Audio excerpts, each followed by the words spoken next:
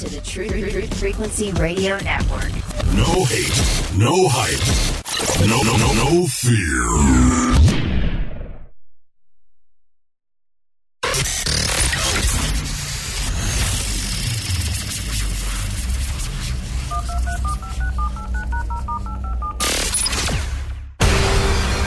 Being in the zone. It's called, being lucky. It's called having everything go your way. When you deal with computers, you deal with ones and zeros. And the only way that you can make a computer more powerful is to expand the consciousness of the computer. Just kind of your ego being swept aside or being swatted like a fly. And guess what, guys? Here we are. Rebooting the truth. You can't handle the truth! Hong Kong. Connected. Moscow. Connected. Athens. Connected. Paris. Connected. London. Connected. New York. Connected. Los Angeles. Connected. Denver. Connected. Update complete. Initiating the truth frequency. Broadcasting worldwide from an undisclosed location high up on the Rocky Mountains, this is Truth Frequency Radio. And now, here are your hosts, Chris and Cherie Gio. From the Pacific Northwest off the Lake of Diamonds, good morning, good evening, wherever you may be across the country and around the world. This is Chris Gio, and you are tapped into the Truth Frequency. It is March 6, 2015. Of course, I have my sidekick and wife, Cherie. Good evening, everyone. We have a jam-packed show for you. For the full 3 hours, we're going to be speaking with the Andromeda Council, Tolec, and one of his other accomplices as well. We'll get more into who Tolec is in just a few moments, because at first, when Tolec approached us and said he wanted to come on the broadcast way back in 2011, I kind of looked at it with a raised eyebrow, because he claims to be a representative of the Andromeda Council and also claims to be a contactee and in constant contact with extraterrestrials. However, as the events unfolded and as the years progressed, the things that Tolec has said on this broadcast have turned out to come true. So it makes you wonder exactly who Tolec is, what the Andromeda Council really is, and how is it that they know so much about future events, and what is in store for 2015, 2016, 2017, and beyond. I'm really looking forward to speaking with Tolec here in just a few moments. Just want to cover a couple of quick news articles. Washington, D.C. cops returned seized weed to freed arrestee under new marijuana laws. So, in Washington, D.C., marijuana has been legalized recreationally. Is it recreationally or? Recreationally, yes. That's right. Alaska as well. All over the place. Washington, Alaska, Colorado. Oregon. It's spreading like wildfire. It really is. And it's beautiful. This is part of the Ascension that Tolec was talking about several years ago on this broadcast. We are heading into Ascension. Part of this Ascension is realizing that we can heal ourselves and relieve a lot of our stresses and ailments with cannabis or other natural treatments, as opposed to having to turn to the doctors and to the pharmaceutical industry. But a man walked in to the police department and demanded his property back. The police officer, complying with the new law that went into effect, even though he had been arrested and the charges were dropped, gave him back his cannabis. That's beautiful. Good for that officer, and good for him for walking in and standing on his rights to reclaim his property. And I'm glad that the police are recognizing that the people want cannabis. They want it not only medicinally, but also recreationally. The whole medicinal aspect of it was fine and dandy to begin with, but really what it comes down to is liberty. Is it unconstitutional to put such a ban on a plant, on nature? It is unconstitutional, without a doubt. So that's really what it's about. It doesn't matter what your views are on cannabis. It doesn't matter if you like to smoke, if you don't like to smoke, if you like to get high, if you don't like to get high. If you like to treat yourself with pharmaceuticals or natural remedies, what it comes down to is the freedom behind it. It is beautiful, it really is. Now, Cherie had a chat with her grandfather, whose friend is David Simpson. David Simpson. And after this chat with her grandfather, David Simpson turned around and introduced a bill to Texas to not only legalize cannabis medicinally, but also recreationally, quoting the same talking points that Cherie had communicated. It was a wonderful, wonderful thing to see. I mean, of course, it was several months in between the conversation and the time the bill was introduced. But to see the exact same talking points based on liberty, based on constitutional rights, based on the idea that we don't have a right over nature, that God has given us all of these plants, just as Genesis says, to use. If it passes in a state like Texas, holy crap, we are really tipping the scale, and the Ascension really is coming in full force because people are awakening and they're alivened to what's going on. It is right around the corner, and it's not just, the fact that God gave us these plants to use. It is the fact that no one has the right to be aggressive against somebody else for doing something that's not hurting that someone else. Does that make sense? It makes perfect sense, because I have read story after story about drug enforcement officers going into the wrong house and killing people in the wrong house. And forget about the ones in the wrong house. If that's not bad enough, well, I mean, if that's the most extreme. But just think about the people who do have cannabis, who do have a plant and wind up getting killed because of it. Do they deserve to get killed because they have a plant? I mean, really think about this. Even the people who are supposedly guilty in your eyes, do they deserve to die? Do they deserve to have guns put in their face, their lives threatened, their lives turned completely upside down? They have a criminal record, they can't get a job, they can't do this, they can't do that.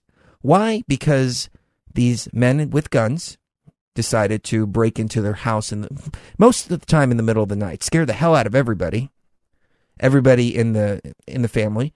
God forbid the person has children. Mm-hmm. That's another argument and fallacy that we need to put to the side, that cannabis is harmful to children. There's a lot of children out there who are being treated with cannabis right now, and they are doing fantastic. They're doing great. Everything from ADD to cancer is being treated with cannabis in small children on top of that. There are no ill effects to small children. So this whole argument, what about the children? Let's regulate it. Let's do this. Let's do that. There's no need. And we need to start realizing that, and we need to start using those talking points too. Let's use the truth here. The truth is that it does not harm small children. And small children actually do benefit from it. Now, of course, nobody wants to see a small child sitting around getting high and playing video games. No, of course not. But let's say a small child is suffering from ADD or cancer or epilepsy or any of this. They should be using some kind of oils or something if that's going to help them. There's been story after story of mothers who have been arrested because they treated their children with medicinal cannabis instead of chemotherapy. And their children are doing great. They're doing way better than the chemotherapy has ever done for them. And they're arrested as a result. And the mothers are standing up proudly and saying, if that's what it took to save my child's life, I'm willing to go to jail. Well, you shouldn't be willing to go to jail. That's what it comes down to. You should be willing to stand up and fight for what you believe in. And those people, while they are snow plowing the way, they need to be the examples for the rest of us. And that example is that we have to do what's right, not what's legal. Right, exactly. And another aspect of this that I thought was so interesting was you've got a pre-Palin Tea Party Republican that really does believe in the Constitution and in liberty. And he's focusing on the recreational aspect when he says, should we be concerned for our friends and neighbors who abuse a substance or activity? Yes, but we should help them through sincere and voluntary engagement, not with force and violence. Those were my exact words, not with force and violence. That's what it comes down to. And in the new earth, in the fourth dimension, it's going to be void of force and violence if you will it. We'll be right back.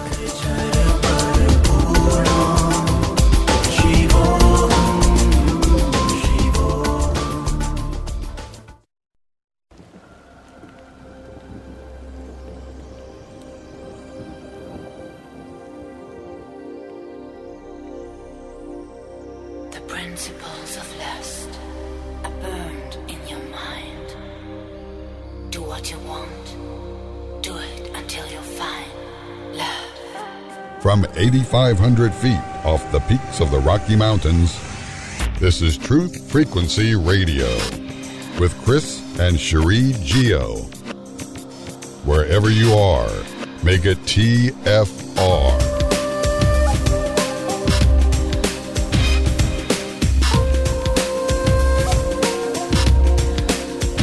The Andromeda Council is an intergalactic, interstellar, and interdimensional governance and development body of aligned benevolent star systems and planets of sentient intelligent life.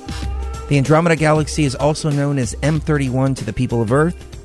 The chaired members of the Andromeda Council comprise of a total of 12 different distinct members, worlds, and races. As high-level governance bodies, the Council is responsible for setting precedents, protocols, conditions of behavior regarding planetary exploration and first contact, new membership, and trade relations among its members' planets. Think of it as a deep space United Nations. Our next guest, Tolec, has been on the broadcast since 2011. As I mentioned in the first segment of the show, when Tolec first approached me, I was very skeptical of some of the things that he claimed as a representative of the supposed Andromeda Council. However, as time progressed, I noticed that what Tolec was saying on the broadcast started ringing true over and over and over again. And here we are in 2015, and Tolec has had many, many things completely correct and hit him right on the bullseye. He claims that he is in contact with extraterrestrial beings. Is that true? Is that not true? You decide for yourself.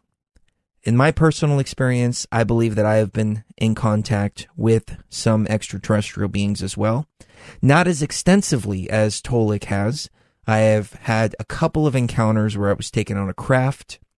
I used to call them dreams up until a couple of years ago when I started speaking with more and more ufologists and researchers who have studied the abduction phenomenon. And they have told me that it sounds like some of the other experiences that other people have had. So I started giving a little more validity to my personal experiences. So as somebody that's personally experienced this phenomenon, I can truly say that something strange is indeed going on. We have Tolec on the line with us. Tolec, how are you doing, sir? Tolec, are you there? Yes, we're here. There you are. Excellent. For the listeners that aren't too familiar with you, please give us a little bit of a background. Okay. Thanks for the extensive introduction. And actually, some of the things that you said about your own life have triggered some experiences that I haven't thought of in a while that I'd be happy to share with you and your listeners as we kind of discuss topics and go through them.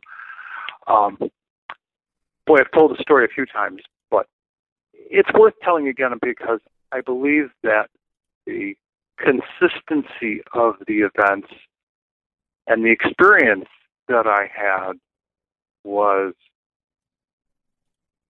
life-changing. I think more than anything else, it was life-changing for me. So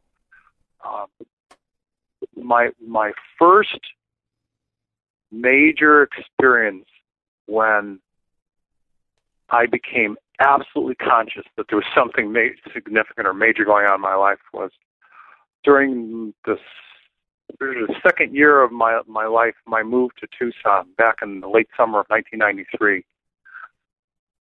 I experienced 3 trips back in time, which means I actually had to be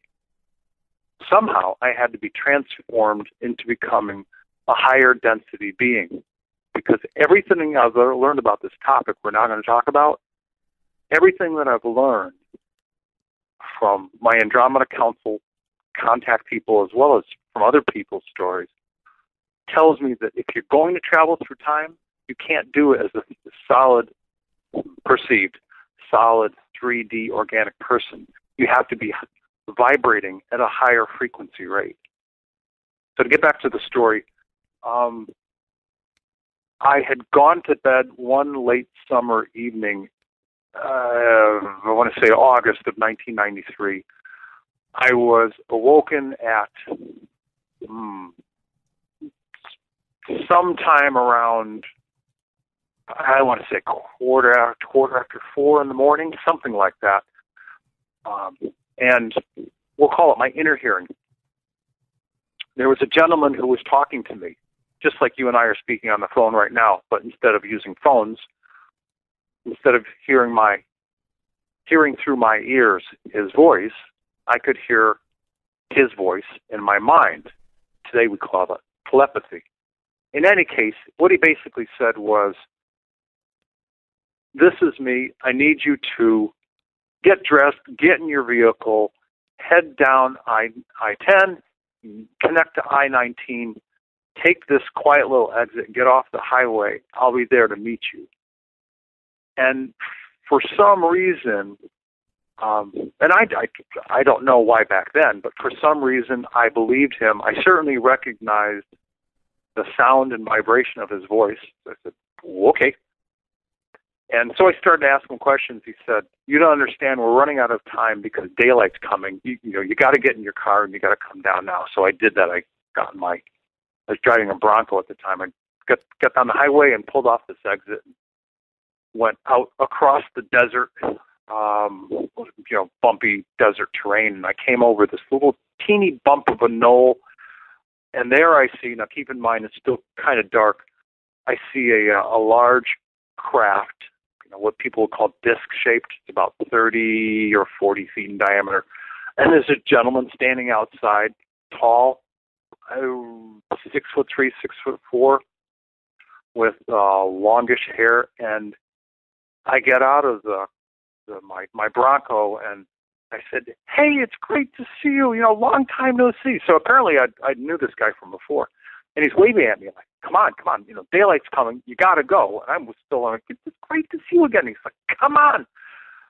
So I ran over to him. He said, we're out here. We're not that far from the highway. We got to get out of here. They like to do things quietly. And so,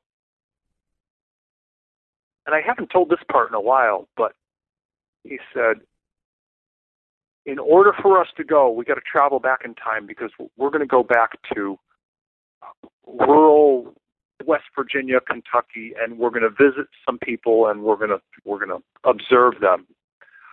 Well, I took this trip 3 times, not only that night, but 2 other occasions as well. And on the 3rd occasion, he gave me the choice. And strangely enough, that whole pill story is real. I was given a choice of 2 different colored pills. And he said, you can choose this pill, and this pill will allow you to remain in their time. And you can choose to stay on as a spiritual guide for them in their time frame. And their time frame was, again, Western Virginia, Kentucky, 1840s, 1850s, something like that. Very rural. They were farmers. They can be a guide, or I would take another pill and come back to present-day U.S., which was late summer of 93. And so I'm still here, so I obviously took the pill to come back. But the experience that he had me watch was of in this last trip, there was a barn fire. We learned that besides his wife, his most cherished person in his world, his daughter. Tolec, we've got a break hitting us. Don't go anywhere, ladies and gentlemen. We will pick it up right on the other side. Close encounters of the 4th kind, right here on Truth Frequency.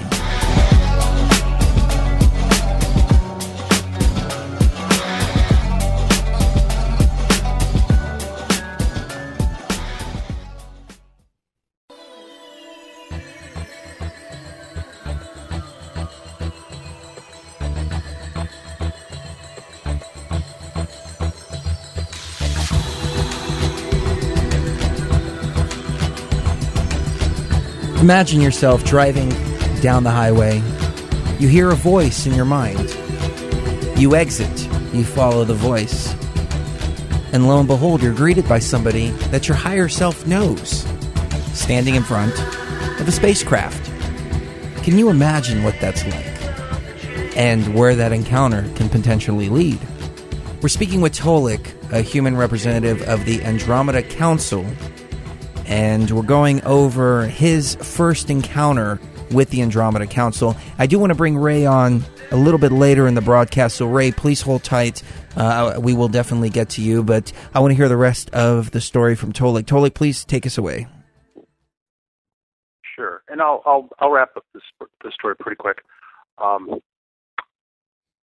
What I came to learn as I watched this story unfold in front of me in this third visit, this barn fire that led to the death of this gentleman's daughter, sort of the most cherished person in his life, beside his wife. And, this is the man who's got a wife and a couple of kids. I asked this gentleman, who is the commander of this craft, and that's all I knew him as at that moment in time. Out of all the experiences that he could have exposed me to, why this particular one? And his answer was, because as humans, as higher, whether you want to use the word dimensional or density, as higher density humans who have only lived in either the upper fourth or the lower fifth dimension, which is kind of where we're at right now. I think they're actually about mid-fifth today.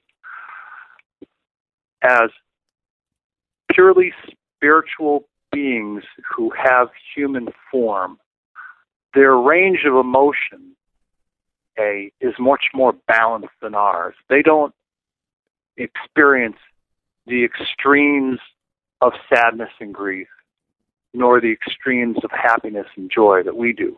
Now, it doesn't mean that they don't feel. They're not like the hypothetical Vulcans or the science fiction-based Vulcans. It's just what I'm trying to say is that their range of emotion is less than ours.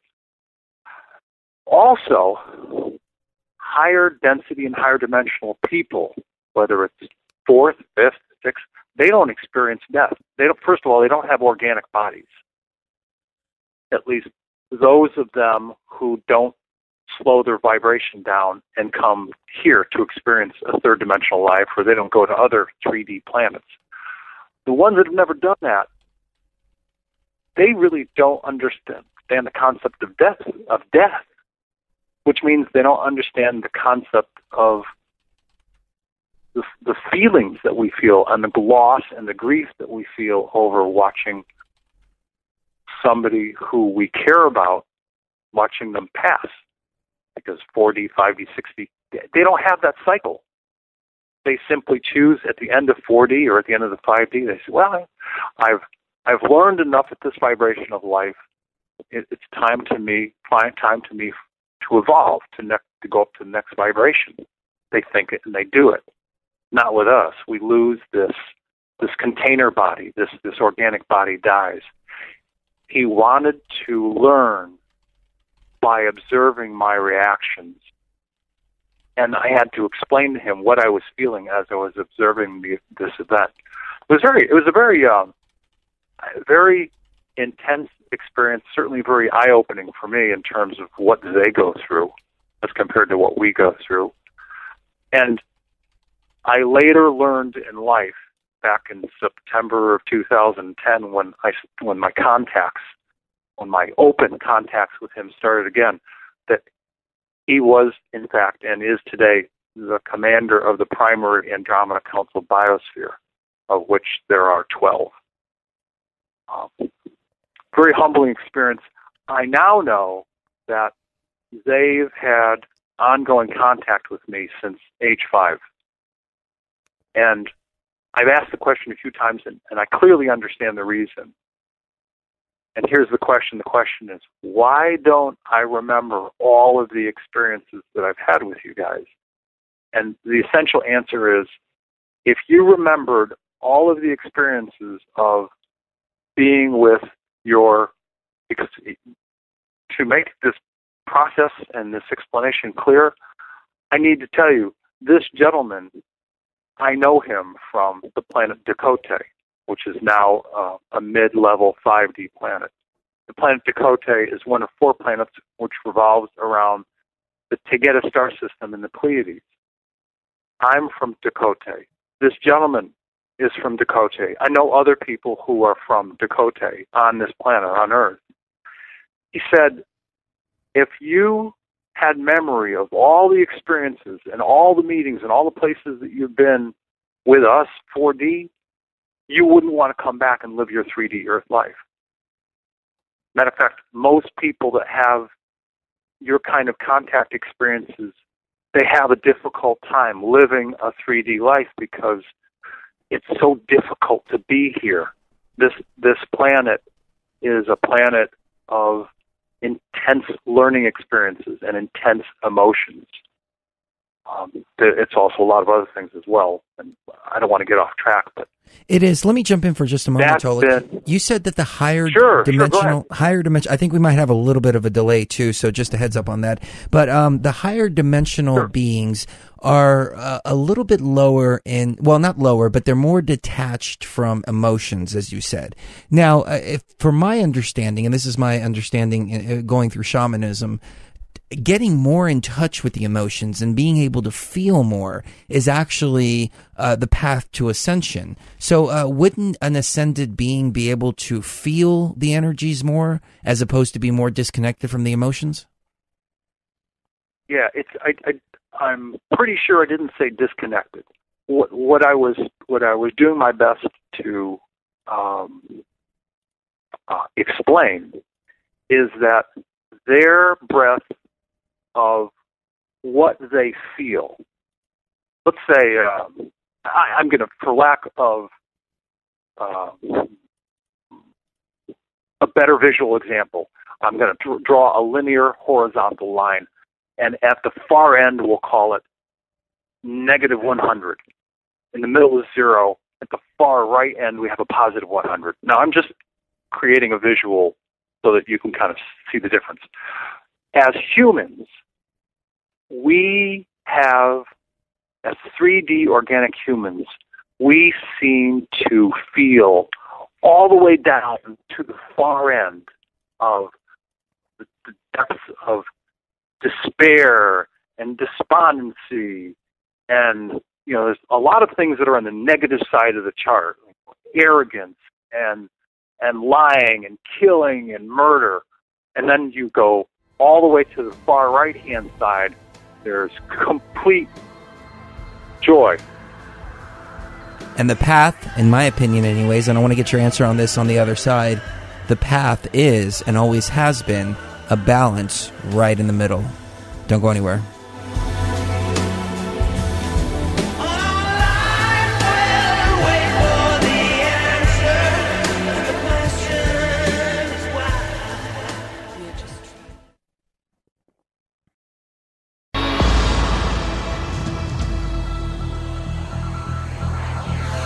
Want to speak the truth?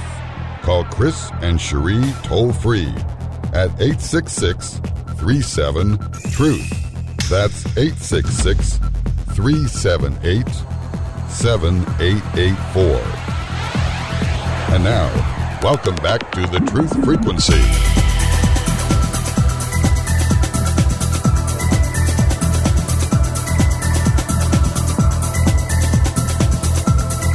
We're speaking with Tolec of the Andromeda Council. AndromedaCouncil.com is the website, by the way, ladies and gentlemen. And I'm going to ask that you hold your calls. I don't think we're going to be taking calls during this broadcast, despite the announcement that you just heard. However, I do want to ask you, Tolec, about Ascension, because we started talking about this concept, at least on our show, back in 2010, 2011, when we were first introduced to you and others like yourself. However, back then I was kind of skeptical, I have to admit. I was pretty skeptical of the whole Ascension but I'm experiencing it. I'm feeling it myself. I'm becoming more intuitive. I'm becoming telepathic. I can speak to Cherie telepathically. Mm-hmm. I can feel what she's craving sometimes. Yes. It is just insane. I'll look at her and say, "You want a milkshake, don't you?" And we'll stop and get a milkshake. You know, I'm very, very connected, especially with her, but I'm feeling the ascension process myself. So can you explain the concept of ascension to the listeners? Okay, well, have you got 5 hours? We have 2.5. Let me wrap up. Yeah, I know. Let me wrap up the last point that I was trying to get to. As higher density or higher dimensional people who, at least this gentleman who is the commander, and certain people who've chosen not to reduce their frequency or vibration and choose to live on Earth or other 3D worlds. What I was doing best to describe is the fact that they don't experience the breadth and the depth of emotion that we do. So he was showing me that experience so he could better understand what we go through as humans who live, if you will, frail organic lives on this planet. And by frail, I'm addressing the organic human body, not the person, that's the soul. And it was an experience in that particular moment in time back in '93 for him and for others to better understand what we go through on this planet and the depth of feeling that we have. Now, and I just raised the point, which is relevant. There are some people whose, for lack of a better word, soul and or spirit essence choose to not ever come down to a 3D organic planet. They just choose not to. For the people that do, we come here because there are multiple reasons that our soul needs to learn certain lessons. And because the Earth lifespan is so relatively short in terms of the organic lifespan, we can learn a lot in a really brief time. That's why people have so many lifetimes that come here. If we don't get it in 1200, we can come back and get it in 1700. If we don't get it in 1700, we can get it in 1850. If we don't get it in 1850, we can get it in 1962, and on and on. So it's, why is that such a relative short lifespan? Because and I'm going to give you an equivalency, for people that are 4D or 5D, they can go thousands of years. And I go, all right, I'm now like 7,600 years. I think I'm going to become 5D. Reset the clock. They have now like another 10,000 years or so to become a really good person in 5D. I'm providing years to sort of approximate what they go through, but because they don't experience death, time doesn't exist. It's limitless. And the only way that people can really learn the lessons that the soul really needs to learn, they can come down to a planet like Earth, drop their vibration down, enter a human body, and get all sorts of experiences. Now, I've heard, Tolec, in the Gnostic perspective, or in the Gnostic mythos, that Jesus actually came down to show us how to reach that state of ascension in the short time that we have here on this earth. Now, I don't know what your views are on the Jesus figure. I don't even know what my views are. Half of me says he existed, half of me says he doesn't, and it was totally made up. However, what are your thoughts on that? Have there been people who have come and shown us how to achieve these higher states with a very limited time that we have? Well, we have two questions on the table. The first question is in general about ascension, which I call the transformation process. And the second question is about a Jesus figure or an Abraham figure or a Muhammad or other, let's call them highly enlightened, highly evolved beings who chose to live 3D organic Earth lives. if we ascribe that definition, does that diminish their teachings? Absolutely not. Gifted teachers who were probably doing their best to use the language at that time to help people wake up to the truth of who we really are. And there's I'm aware of, I happen to be a real fan of music, and there's two different songs, one by Sting, another one by John Mayer. And using different words, they both say, we're a lot more than these bodies. We're bigger. We're far bigger than the bodies that we occupy. And some people say, well, we're a body with a soul. I would choose to say we're a soul essence that was birthed at one point in time, and a sliver of that soul essence comes down and inhabits and animates this 3D organic human body. And from what I've learned, that happens like a month to a month and a half before the human baby is born. I'm not going to talk about walk-ins right now, but in terms of coming down and having an earth being born experience. I've also learned recently that let's say you use the soul as a pie, and a sliver of that pie comes down and experiences this earth human life. I've also learned that your soul can also simultaneously go off to other worlds and have other experiences. And in learning this, I've come to understand the true nature of the concept of when we're talking about a higher dimensional life form, time has no relevance. It doesn't exist. I've often wondered time only has...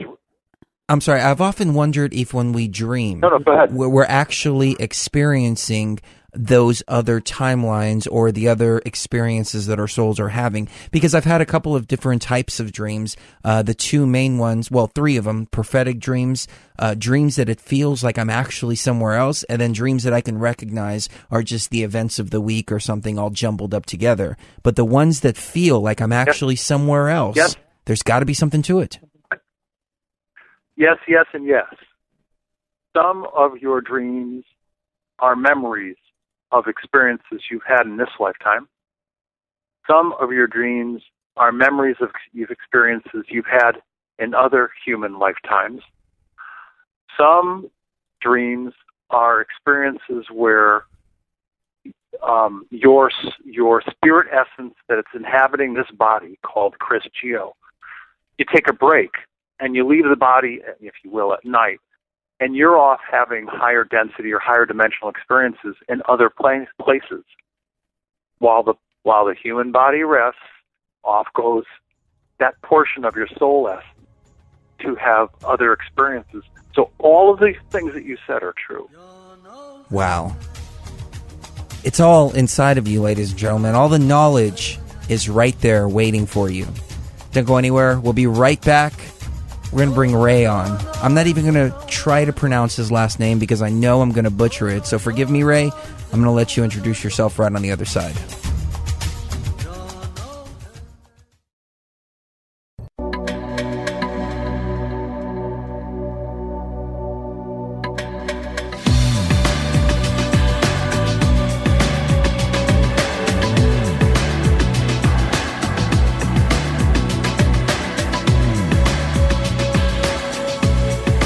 We're back speaking with Tolec of AndromedaCouncil.com, a human representative of the Andromeda Council.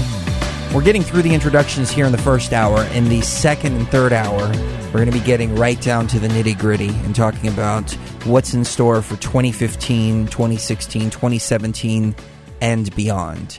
But right now, we have another contactee on the line with us. We're going to make this a roundtable discussion. Ray is on the line with us. And Ray, forgive me for not trying to pronounce your last name, but I'm going to butcher it if I do. Welcome to the show. And please tell us, how do we pronounce your last name? It's Kosulandich. Okay, fantastic. For the listeners that aren't familiar with you, a little bit about your background, please. I'm a long-time contactee. It's 3 generations. All started with my late grandfather in Yugoslavia, my late father, and myself. And I met a total of 33 star people. I just met number 33 on February 10th with my Fab 4, which are the Serpo Greys from the planet Serpo, the Nardiques from another dimension, the Elephant people from the 13th and 14th dimension, and my very first encounter, 12 years old in 1959, my little 3-inch buddies from the 5th and 7th dimension. But before I get into the situation with me, because everything really started with my late grandfather in Yugoslavia.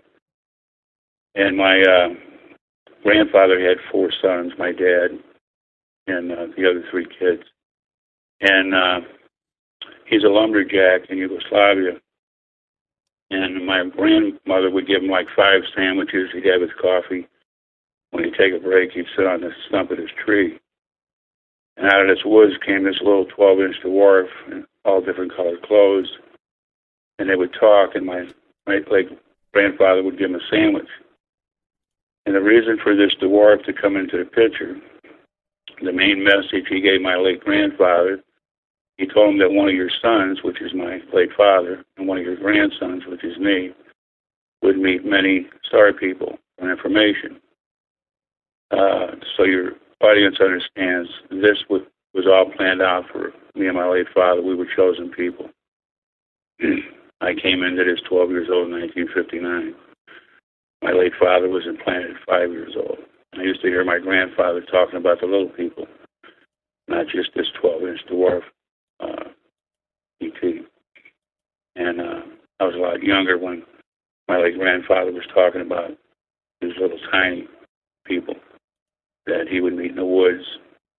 He would communicate with them, sing with them. We're Yugoslavian and Croatian. He would speak broken English, but they would speak his language. And get back to me, it was 1959. I was 12 years old. And my dad had a 4-family flat. And every Saturday morning, I used to go across the street because back in my time, in the 50s and 60s, we had these enormous street lights. And I would go across the street and I would grab little pebbles and 2 big boulders. They actually break the light. But I love to hear the ping off of these lights. And like I said, I had 2 boulders to break it. And out of the corner of my eye, I saw this metallic ball coming towards me, a little bit bigger than a basketball. And it came over my head about 30 feet. So I was a little kid, 12 years old. When I picked up the boulder, I went to step back because I was going to throw, and this object would fall and break in half. This is a little 12-year-old kid thinking this way. When I went to step back, I saw these little tiny windows with these little tiny figures. I dropped a rock. They had shining beam a light on me. And then there was like a little parking lot in this first house. It went over the house down, shot straight up in the air and disappeared. I was out there for about 45 minutes. So I went running in the house. My mom's cooking breakfast. My dad's sitting in his seat at the table, and he had his pad he would always write on. I started drawing what I'm seeing. So my dad jumps up and he goes, "Where did you see this?" And I said, "Out in the front." And before I could say any more, my dad flew out the front door. My mom followed him, and I had to go out and get him. That was the only time my mom was ever involved in this incident. So we get back into the kitchen. My mom went back to cooking breakfast, and my dad's standing in front of me saying, "I want you to tell me everything you know." And I said, "If I tell you everything I know, you're not going to kick my ass," because I was trying to break the light. My dad was kind of laughing at that. But my dad was old country ways. He was eighth grade education. But he knew he wasn't alone no more. He had somebody to console with. We're Catholic. My dad didn't believe in God. He was old country ways because he was all by himself in this. And I didn't realize that evening we were going to make our first rendezvous with the Star People. It was our first meeting. But what my late father did, he thought more of his wife. He went grocery shopping. He bought all the groceries plus 2 loaves of bread. And then we went to meet E.T. But wow. We went to this area. Go ahead. Oh, no. I was just going to jump in, and the story sounds pretty astonishing. I do have to ask you, though, you mentioned a couple of different races or species, and they seem to have different sizes as well. You mentioned some that were 7 inches, 12 inches, 3 feet. Am I correct in saying that? Yeah, the 12-inch dwarves, they get as high as 3 feet. That's the one my late grandfather met. And the 3-inch guys are from the 5th and 7th dimension. That's my little buddies from the 5th and 7th dimension. They're part of my Fab Four. My Fab Four, I don't know why I gave them that name, but these are the people that I meet every 2 months for vital information. I've known these people for over 55 years, and I'm still seeing them. But go ahead, Chris. Oh, and if Sherry's there, I think I'm saying her name right. Yeah, I'm here. I want to say hi. I want to shout out to my friend Tolec, because probably everything Tolec said is probably the most important thing you're going to hear about this Ascension, but there's so much more. And I love hearing him, and I was kind of waiting who was going to get the wine first, but I talk in these shows a lot, so I enjoy just sitting back and listening. But again, I want to thank you guys for having me on your show, though. Absolutely. I think this is going to be great. We've only begun to scratch the surface. Cherie, I think you had a question for Tolec regarding... Well, it's about the Hermetic idea that as above, so below. Everything that happens on, the outside is happening on the inside. Physical, emotional, mental, everything's all connected. Does that also connect to the big pie of our soul, so to speak? What we do here on Earth? Good question. Okay, I'll tie a few concepts together. First off, I want to go back to Ray. Ray, good to hear your voice again. Thanks for the acknowledgement and the kudos. I appreciate it. Ray and I talk from time to time. We've been amazed at how often that when I learn a piece of information, either 3 or 4 days later or before, or a week or two before or after, Ray learns some of the same information, and he and I have completely different contacts, right. Completely different contact people. And in our world, we go, that's confirmation. And for me, I always find that it's not only amazing, but it's humbling to know that somebody else is learning, if not exactly, but very similar information to what I'm learning. And there are other people out there who are having similar experiences. So we may be odd ducks, but we're not completely alone in this process of having contact and what we're learning. Now, Cherie, I want to answer your question. The best way I can answer this question is to first of all, to give an example. Some people say, well, looks like I'll be answering the question after this break. Huh? Excellent. Yes. Sorry about that. Ladies and gentlemen, don't go anywhere. Hour number 2 coming up in just a moment. This is really getting interesting. And like I said, we're going to get into the meat and potatoes and the really in-depth questions. Hour number 2 and 3. Don't go anywhere. Andromeda Council right here on Truth Frequency.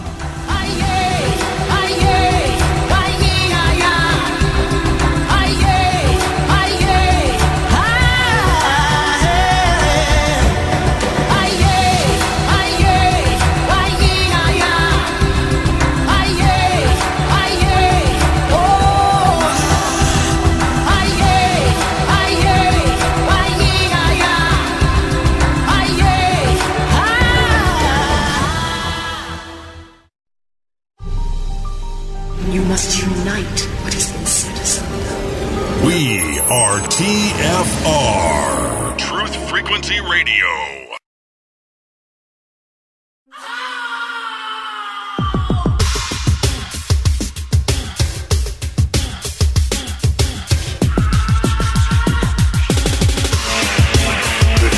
being in the zone. It's called being lucky. It's called having everything go your way. When you deal with computers, you deal with ones and zeros. And the only way that you can make a computer more powerful is to expand the consciousness of the computer. Well, it's something bigger than ourselves, and that's got to be said. Broadcasting worldwide from an undisclosed location high up on the Rocky Mountains, here are your hosts, Chris and Cherie Gio. From the Lake of Diamonds, it is hour number 2 right here on Truth Frequency this March 6th, 2015. We have Tolec and Ray on the line with us for the next 2 hours. Now we can get into the meat and potatoes of the broadcast.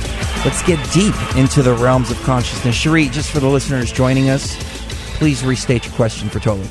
Well, basically, there's this idea that what happens on any level, whether it's physical, emotional, mental, in the human body, it's going to happen on other levels. It's kind of like as above, so below. And Tolec was saying earlier that we are basically a slice of our larger soul being put into a human body and having a human experience. Does what we do to this body here on Earth and, to this vessel in general, does that affect the larger soul in question? Ooh, that's a different question than I heard you ask the first time around. But I think I'm sorry. In order to better, no, it's okay. It's just I now have a better understanding of what you were doing your best to ask. And the first thing I'll say is, when those of us who are having these experiences, and when I say that, I'm talking to Ray, I'm talking to Cherie, I'm talking to Chris, because you, all of you are of a higher level of awareness. You have a greater attunement to your soul and your intuition, that which makes you uniquely you. Not everybody on this planet is at the level that you are at. There are people who are of a greater and higher attunement than us, and people who are at a level of attunement, less levels of awareness. But I will say categorically that our Earth experience and our Earth body, most people go, oh, geez, I'm physically sick. It's really not that way. As an example, I personally know of an older woman who's a family friend, and she lived, she had children, she had a long, fruitful life, but later on in life, she developed throat cancer. And she had to have a couple of surgeries. She had radiation in her throat. I learned after her death that she had been carrying a secret. The story I'm telling is real, and it's also an example of the spiritual human organic body connection. I learned after her death that this woman carried a secret in her life that she felt she could not speak about. In her worldview, it was an unspeakable event in her life that nobody should really know about. Well, what did she die of? Throat cancer. Mm-hmm. The cancer wasn't in her foot, it wasn't in her kidney, wasn't in her lungs, it was in her throat. What caused this? It was her essence, her spiritual essence, shutting her body down and not speaking her truth of a special event that has happened in her life. And I'm giving you the specifics of this story as an illustration to somehow show people that it's not that she just got throat cancer. Now, okay, some people may choose to live their whole lives and smoke cigarettes or smoke cigars, and because of the chemicals they're inhaling, they get throat cancer. I'm not talking about that. I'm talking about choices that people make. There's always cause and effect. And here's an example of a woman making an emotional and spiritual choice. And make no mistake, they are directly connected to a person's physical health. Why did she die? Throat cancer. And I would anticipate that there are likely many other stories belonging to thousands, if not millions, of other people who manifest physical problems because of emotional/spiritual energy that they are carrying in their body. And if you talk to a guy like Dr. Oz or Dr. Phil, a very astute teacher by the name of Gary Zukav, incredible spiritual teacher, they will all tell you to a person, and including Andy Weil, actually, who's in Tucson, they will tell you that negative low vibratory energy that resides in the human bioetheric body will cause problems. And those problems are manifested as physical illnesses, and or they will manifest other ways in people's lives. Dysfunctional behaviors, emotional outbreaks. I heard a story recently of, and this is not only a sad story, it's a sick story, about a young man who used a bat and he beat his dog. Now, fortunately, the dog was rescued. They were able to, people at the vet clinic were able to help the dog recover. The story is not about the young man beating the dog. The backstory is about the untold anger that this young man is carrying that he took out on that poor dog. What I just shared with you and whoever is listening is the fact that the emotional experiences which result in energy, which affect the person's spirit and their soul and their outlook on life, all of that's connected to physical health. Cherie, to get back to your question, how does that connect to your overall totality of your soul? Everything that you experience goes back to the totality of who you are. And at the soul level, it's about learning. Whether you have one lifetime on this planet, 3, 4, 5, 7, 9, we come down and have, based on what I've learned, we come down and we have these different experiences for the growth and expansion and maturity of our soul. Not only of the maturity of our human emotions, but the overall maturity of our soul, so we can grow. It's the best way I can explain it. I don't know if that helps answer your question, but that's the best way I can explain it. Is there a possibility that the other slices of the soul that are currently on other planets can be aware of this slice?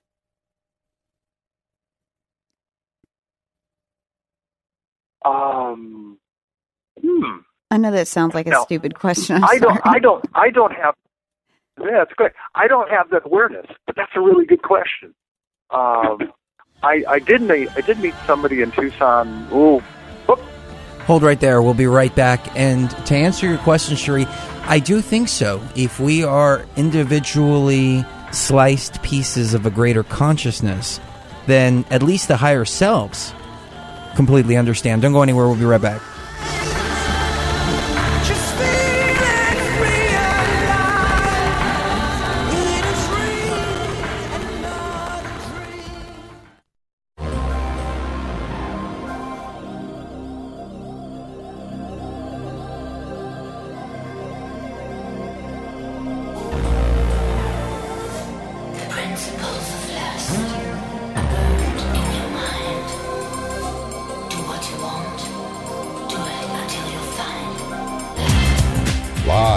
from the city above the clouds. This is Truth Frequency Radio with Chris and Cherie Geo. Wherever you are, make it TFR.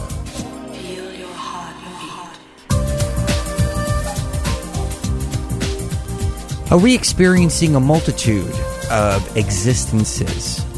Do these other existences, if we are experiencing everything simultaneously and slices in our consciousness, do the other existences and other consciousness remember sometimes the same way that we remember in the form of dreams and whatnot?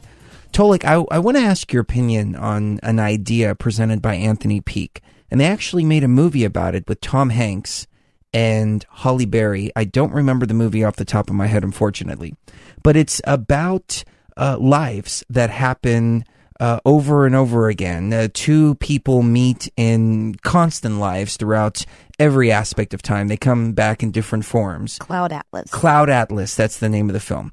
And Anthony Peake put on the table the idea that we don't actually die. What we do instead when we die is just pick up somewhere where we left off. And I've asked other people this, Dolores Cannon, for instance, and others like her.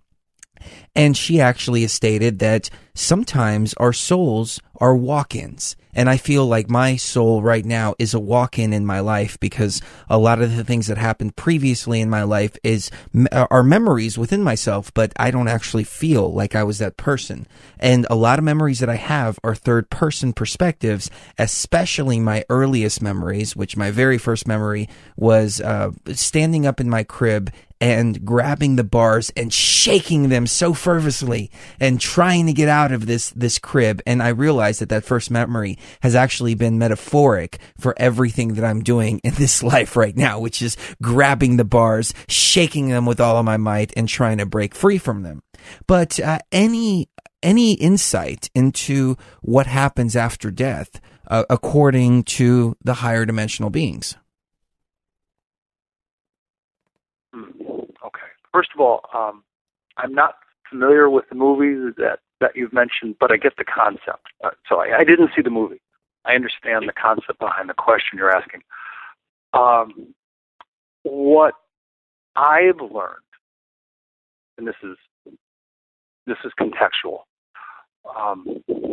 as I said, within the past 10 or 15 minutes, and before that, we as a soul, if you will, this whole pie called the human soul, we decide to come to step our frequency down and to come to Earth to live an Earth experience, if you will, a full Earth life, however long that is, 12 years, 35 years, 75 years. And we may do that in the year 900 or in the year 1200, 1500, 1700, whatever. The human, and I know I'm going to be making a very plain, obvious statement, but I'm doing it for a reason. The human body is mortal. It has a birth and it has a death. Sooner or later, like a machine, this one being organic, the machine wears out.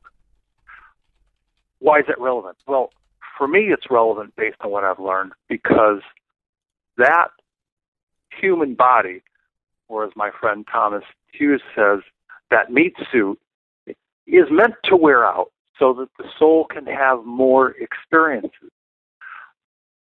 Therefore, the death of the human body is not the death of the human being.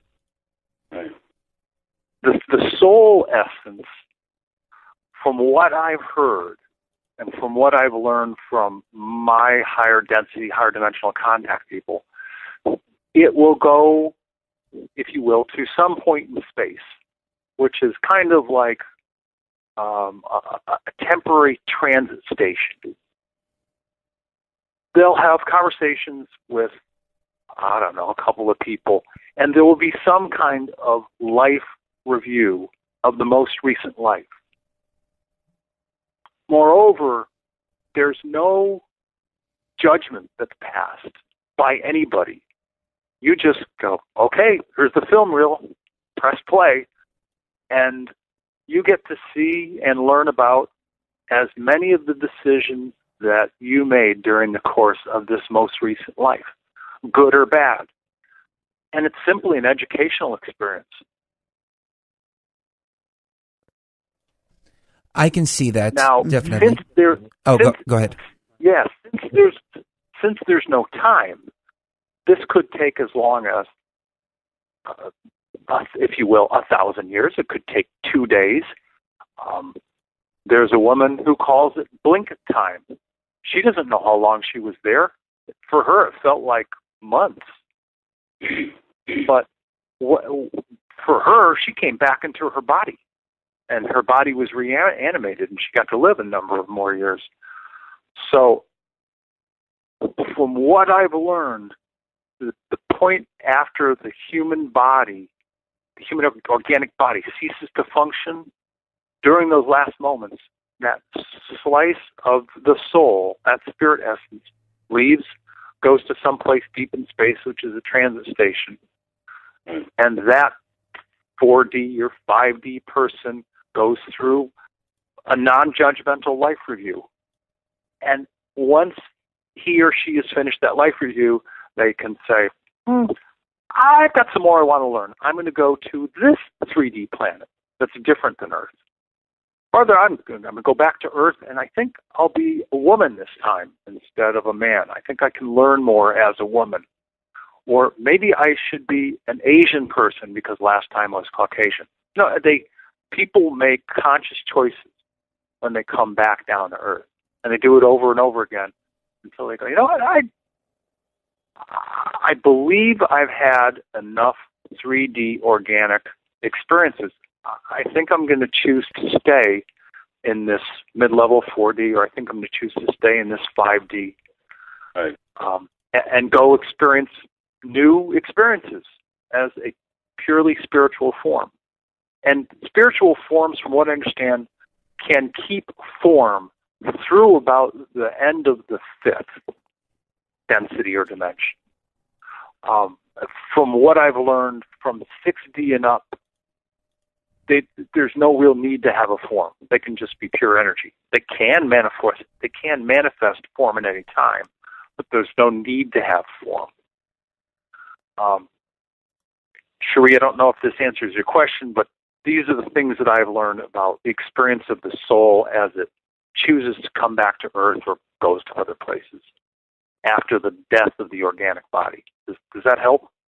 Yes, it does. Thank you. Okay. I'm kind of just meditating on everything that's been said. I'm a little bit overwhelmed. Well, let me ask your opinion on this, Tolec, and we've got a break hitting us in about 3 minutes. But the idea that we're back here for a purpose to help the three-dimensional world ascend, and is this realm a mixture of several different types of souls? You have your baby souls that are newer, that are here in the third dimension because that's their place in the evolutionary or spiritual evolutionary ladder. And then you have those that have come from a higher dimension to help them ascend into the higher dimensions. Any insight on that? Yeah. Yes. Absolutely correct. And from what I've learned from my Andromeda Council contact people, from what I've learned, the people, the souls. You know what? I hate to cut you off, but I didn't even realize I misread the clock. We are at break now, so we'll get the answer right on the other side. We've got Tolec and Ray on the line. And Ray, feel free to jump in anytime you'd like. Now, don't forget, ladies and gentlemen, hour number 3 is virtually commercial free, so that's when we can really jump in uninterrupted. These first 2 hours, of course, syndicated by the Genesis Communications Network, so thank you very much for that. We'll be right back, ladies and gentlemen.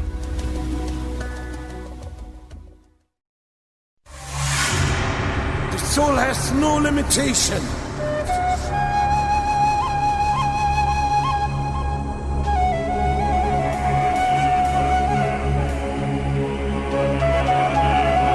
Did you know? Truth Frequency Radio is 100% listener supported. Sign up for the VIP membership at truthfrequencyradio.com/sign-up and show your support. Or make a donation at truthfrequencyradio.com/donate. And now, welcome back to The Truth Frequency with Chris and Cherie Geo. I've got to divert the topic here for just a moment because I just received a very frantic phone call from one of our friends and guests. He asked me not to speak about it publicly yet. I'm going to talk to him off air first. However, he's very, very shaken up, and he will be coming on the broadcast to talk about this encounter. But obviously, there's something going on. He's been documenting this for quite some time, and he just had a very, very scary and intense encounter where one of these objects that he's been spending the last several months filming actually followed him, turned on a spotlight on him, and I didn't get the rest of it because we were coming back from the break. I had to jump back on the broadcast. But I'm going to be speaking with him after the show and getting the full details, and then hopefully we'll be giving you a full report, ladies and gentlemen. But this is one of my personal friends, and he just had the most traumatic UFO encounter that he has had. So, Tolec, I don't mean to divert the topic, but are you aware of any kind of activity that's going on right now that could potentially be nefarious? Oh, boy. Well, this actually ties into the prior question about different people on this planet coming from different star systems and different levels of awareness. The answer is yes. There are people whose souls originate, as an example, in what we would call the Orion system. People's souls who originate from the star Sirius A or the star Sirius B. People's souls who originate in the greater open star cluster called the Pleiades. That's actually, their Alcyon is out there, Merope, Taygeta is another star that's out there. So there are people from all different areas of space. And also from them learned, most of the people on planet Earth today, the majority of the people here, their souls have come from another planet. You could use the term starseed, star people.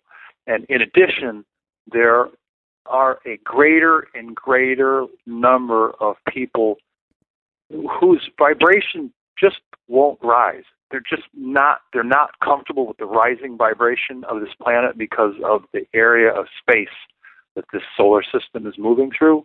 They're leaving. They're choosing to die, and their souls are leaving. And other people who are of higher vibration are coming in. So I think that answers that question. Are there nefarious beings?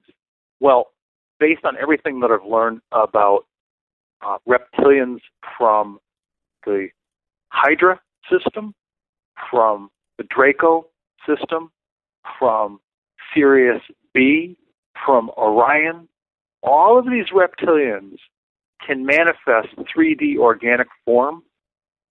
They're here not so much, we don't see them so much on this planet, but they're deep underground in this planet, sort of manipulating the top of the power structure.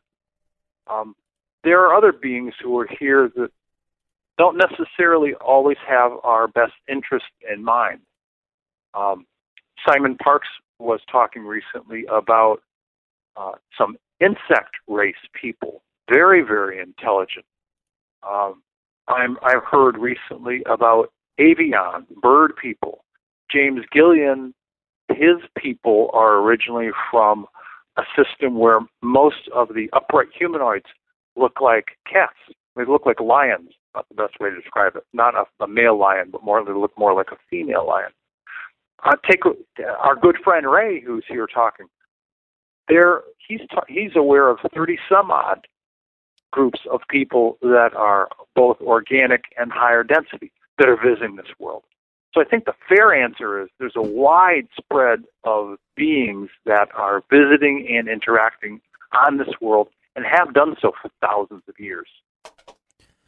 Are there any that are... And Ray, I'm sorry, go ahead. Chris, can I say something? Oh, Ray, please. Go ahead.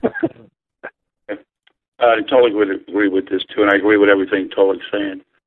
You look at all the different races down here. We all came from somewhere. Everybody's going to find out who their relations are out there. The other thing is, we had so much taken away from us, even out of the Bible. When these people come down, we're going to get all the answers to who, why, what, and where, and when. Me and Tolec and people like us that are contactees, we get the information from our people.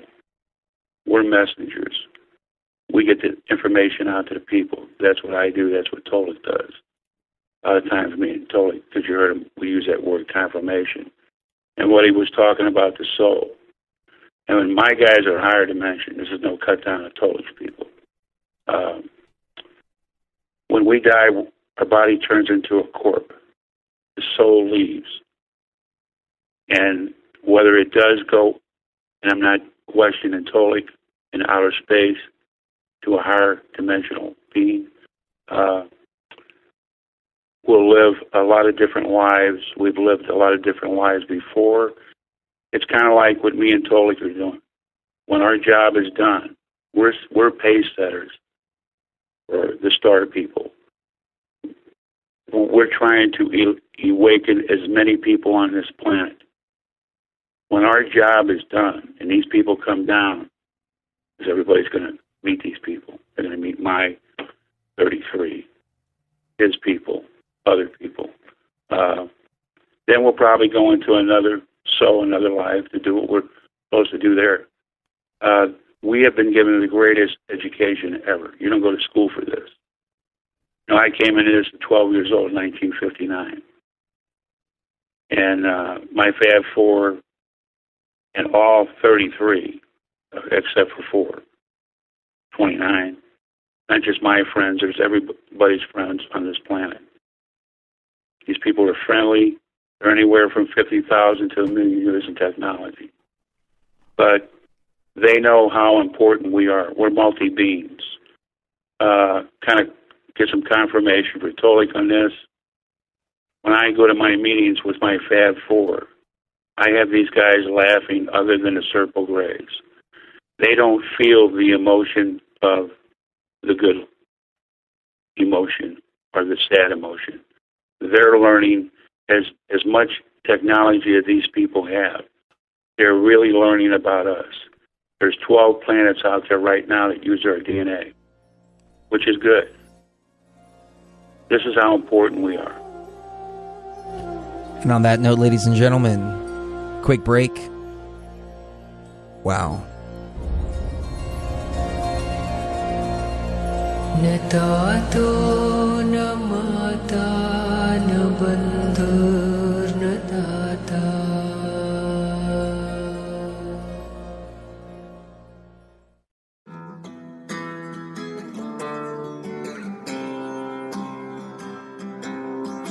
Even if I told you, I know you won't believe. It's like I see my whole life flashing right before me. Flashing right, flashing right, flashing right, flashing right, flashing right, flashing right, flashing right, flashing right, flashing right, flashing right, flashing right, flashing right, flashing right, flashing right, flashing right, flashing right, flashing right. All right. Many different species on planet Earth right now. Even heads of states are saying that the U.S. government has been working with at least 3 or 4 different types of species. Paul Hellyer, of course, former defense minister for Canada. So you have all walks of life here who are talking about how many different species are right here on planet Earth with us right now, and that have been for decades, at least in our recent history. But we can even date this as far back as the Anunnaki, for instance.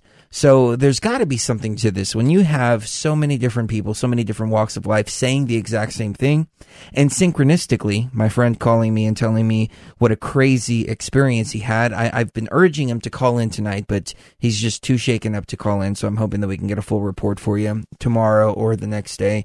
But I would love to ask Tolec, based on his description of this craft, which I wasn't able to get off air, because the time was just so limited, but possibly what type of beings could be in this craft.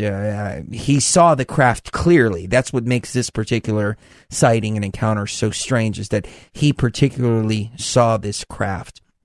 Tolec, let me go back to something you were saying in the first hour. Can you describe to the listeners what the craft you encountered actually looked like? Oh, sure. That particular craft was somewhere between like 33, 35, 38 feet. Here in the U.S., we go by inches, and feet and yards, and somewhere between 33 and 38 feet in diameter. It was shaped like an upside down, rounded off pie plate. My Andromeda Council contact people would call this a scout craft. These are, this is clearly a smaller ship. Okay, this is crazy that you're saying this, because the little bit of description I was able to get from him, I wasn't able to get color, any details or anything like this, but he described it exactly as that, as a small craft he was driving down the freeway. This craft came within a couple of 100 feet from him, literally like right over his head, followed him up and down the highway for a few minutes, and then just darted off right into the air. Yeah. Those are pretty typical scout craft, and there are a variety of them with nuanced different shapes from a variety of different civilizations. Some of them are purely mechanical. Others are meant simply as a temporary vehicle that's manifested to skip through time and space. Some of them are from within our galaxy. They're not traveling that far. Others of them come through our sun, which is a multidimensional portal, and they come from someplace out in deep space. In order to get to our solar system, they simply dial, if you will, they dial in the frequency of the sun. They have that particular, if you will, digital number. They come through the sun, they pop out, bing, they're here. As an example, this is something that just happened to me within the past week. I had what most people would call a dream experience, but which I know was a memory from a much younger phase of my life. I remember a story of when I was, check that. I remember an experience from when I was 10, 11 years old. I grew up in the Northeast, and of course, like any kid, we had a neighborhood full of kids, and we all played together, and I had a buddy of mine who lived down on the other street, down this little hill, and I remember from this dream experience that I had a few nights ago that I went to visit him and we were going to go play in the park or something. And it was a clear, sunny Saturday morning, and I watched the ship approach the house. Now, the reason that I remembered this experience, and it was so different, is that compared to a saucer-shaped craft, I looked up at this craft, and this thing, for a moment I'm going to digress. Let's say that you were up in the sky looking down, and you saw an aircraft carrier. Chris, Cherie, you know what that odd shape is, because they have to land jets on these Navy ships? This particular ship up in the sky was shaped like an aircraft carrier, which I thought to be really unusual. And I saw a pinkish red beam come out of it. And I knew at that moment in time, this craft was not friendly. So I said to him, we got to hide. We can't let them know that we're here. And we were okay. I don't know how we did it, but we didn't get scanned. We didn't get picked up. Wow. And I was, like I said, 9, 10, 11 years old. And somehow at that age, I knew that that particular that craft from that group of beings didn't have a really good interest in us. They had an agenda that they wanted to fulfill. So, you know, there's all sorts of beings coming to visit this planet. And I can only speak for the people that I communicate with. And right now they're kind of like at the mid 5D level because they're evolving also. I asked them this question once, and the answer to this question are both relative to the concept of time. And I asked Vice Chairwoman Tanya this question. The question was, let's say that one of you, as a mid-level or higher-level 4D or a 5D person, decides they want to come down here, like I did, and experience a 3D Earth life. We're going to make an assumption right now that an average 3D Earth life is, let's say, 75 years. She said, oh, okay, yeah, in your Earth terms. I said, right, exactly. So here's my question. How long, using Earth terminology, how long would you experience us being gone? If we're down here on Earth and we live about 75 years, how long would that seem to you? She said, given your terminology, about a day. What? She said, yeah, roughly about a day. 3 weeks. Now I'm going to introduce the concept of the movie Interstellar, which we talked briefly about on the phone. The movie Interstellar, which came out on November 5th or 7th, has to do with a number of, if you will, astronauts who go through a wormhole to get to another galaxy that has planets. And they have to go down and experience one of 3 planets, which they believe will give them, not only them, but the human race, an alternate place to live on, because in this movie, the Earth, the organic Earth of Earth, is dying because of a blight, a plague. They've got to find a new place for the human race to live.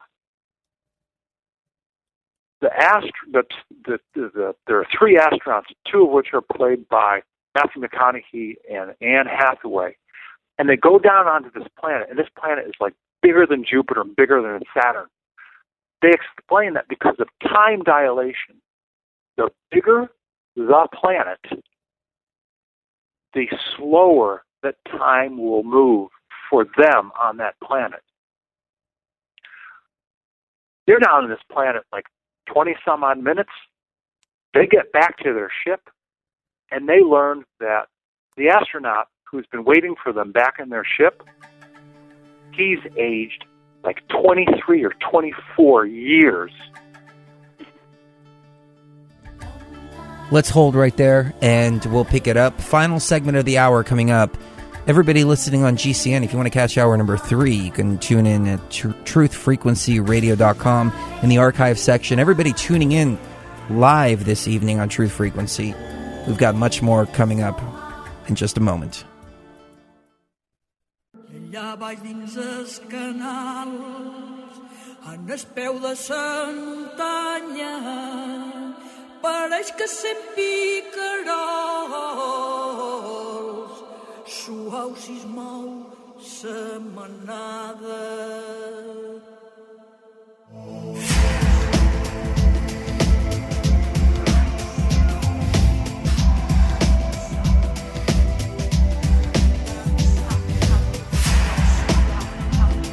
I think after the show we're going to watch the movie Interstellar. I heard about it before, and I meant to watch it, but it just kind of eluded me. But if I remember correctly, it's like a sequel, or it has a lot to do with the theme of Space Odyssey, the Space Odyssey films. I don't know if this is the same film. I'm pretty sure that it's the same film. But Tolec, let's get back into Interstellar. And in the third hour, ladies and gentlemen, I want to get into what's going on in 2015 to 2017, the magnetic shifts, the CERN activity, and maybe even the possibility of World War III coming up. And if there are any beings out there who are stopping some of this, because we've had reports of UFOs and other unidentified objects shutting down nuclear weapons and impeding upon some of the plans of attacks by some of these governments. So is there a force out there that is at work for us besides our own human consciousness, which I believe that they are manipulating at this point to try to create certain events because they understand that it's through the collective consciousness that they're able to manifest this reality?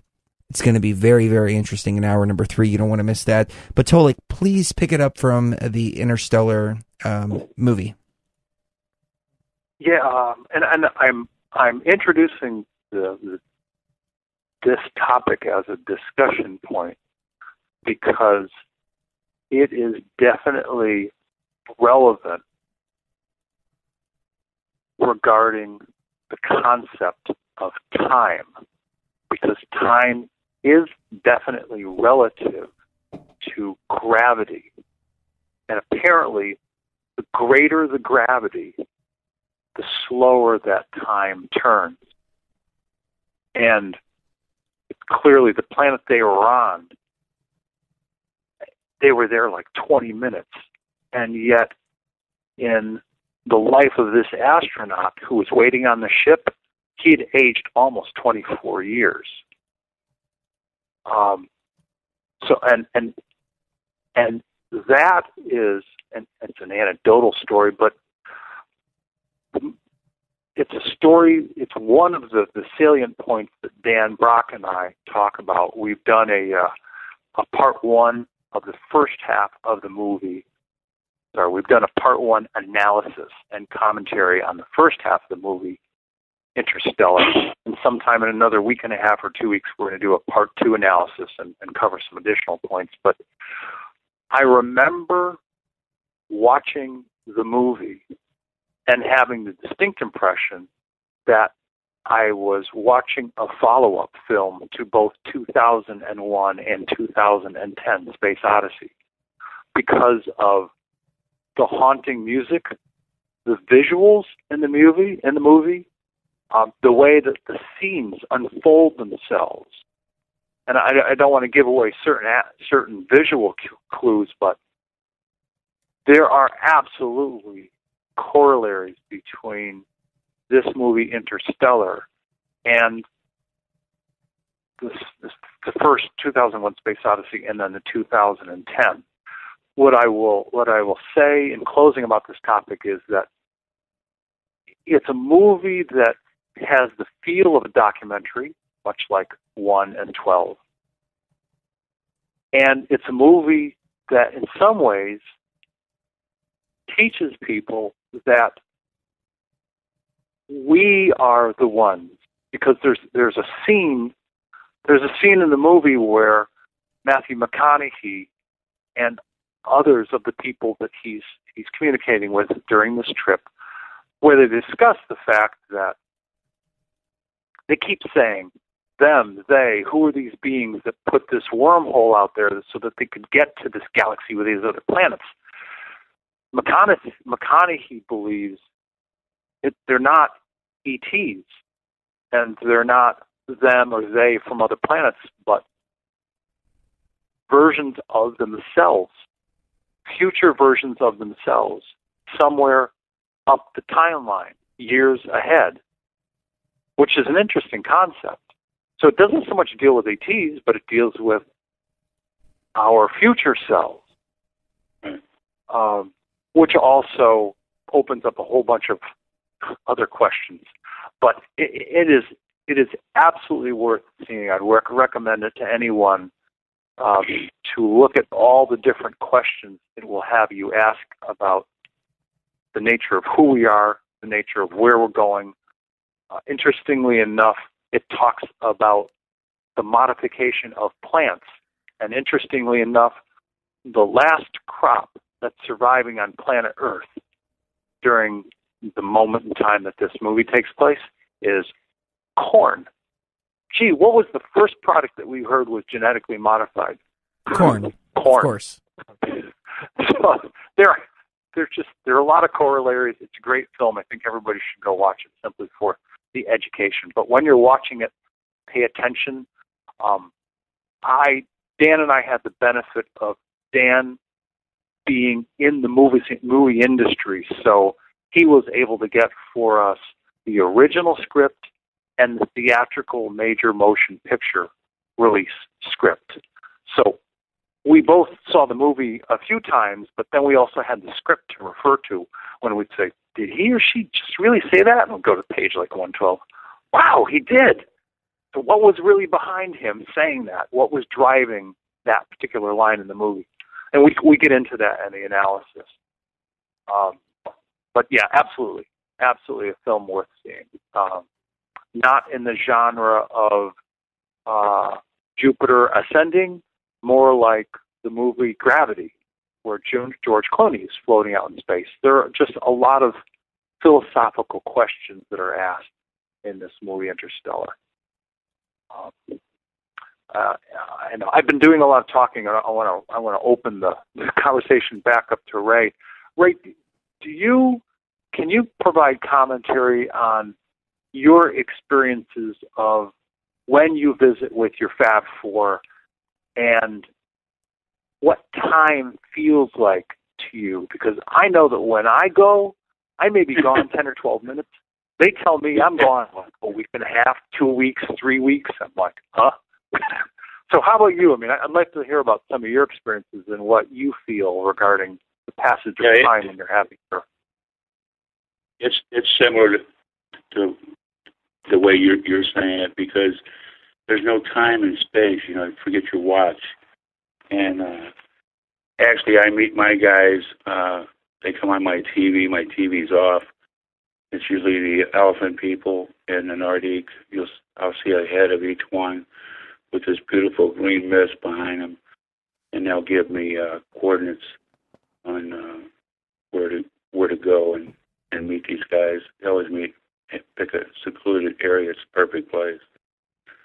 But I just had that meeting February 10th, and I know Toic, you'll add a lot to this, and we'll get confirmation from each other on this too. They were talking about the year 2015, which is a pace-setting year. It's an amazing year for all of us. There's going to be a lot of different things happening. There's going to be some bad things. As we go up to they talk about the major year 2017 for humans on this planet Earth. Again, when I say these years, and Tolec could be talking about it too, we're not predicting anything.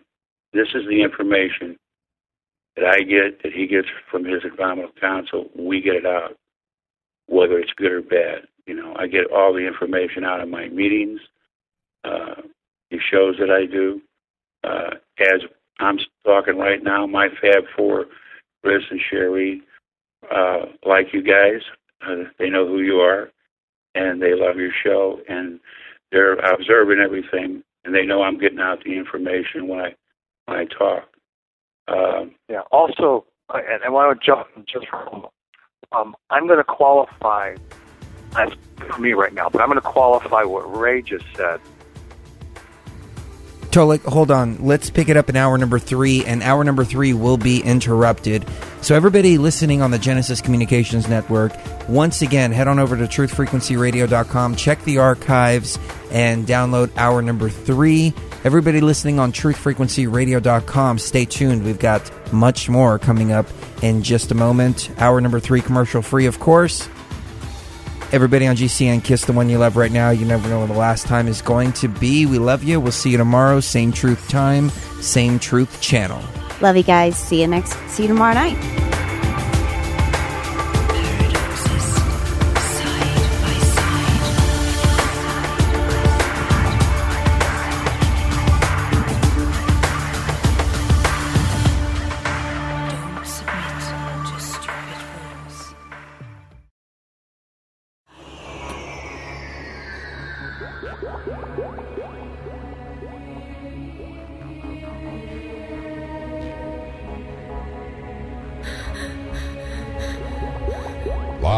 from the city above the clouds, off the peaks of the Rocky Mountains.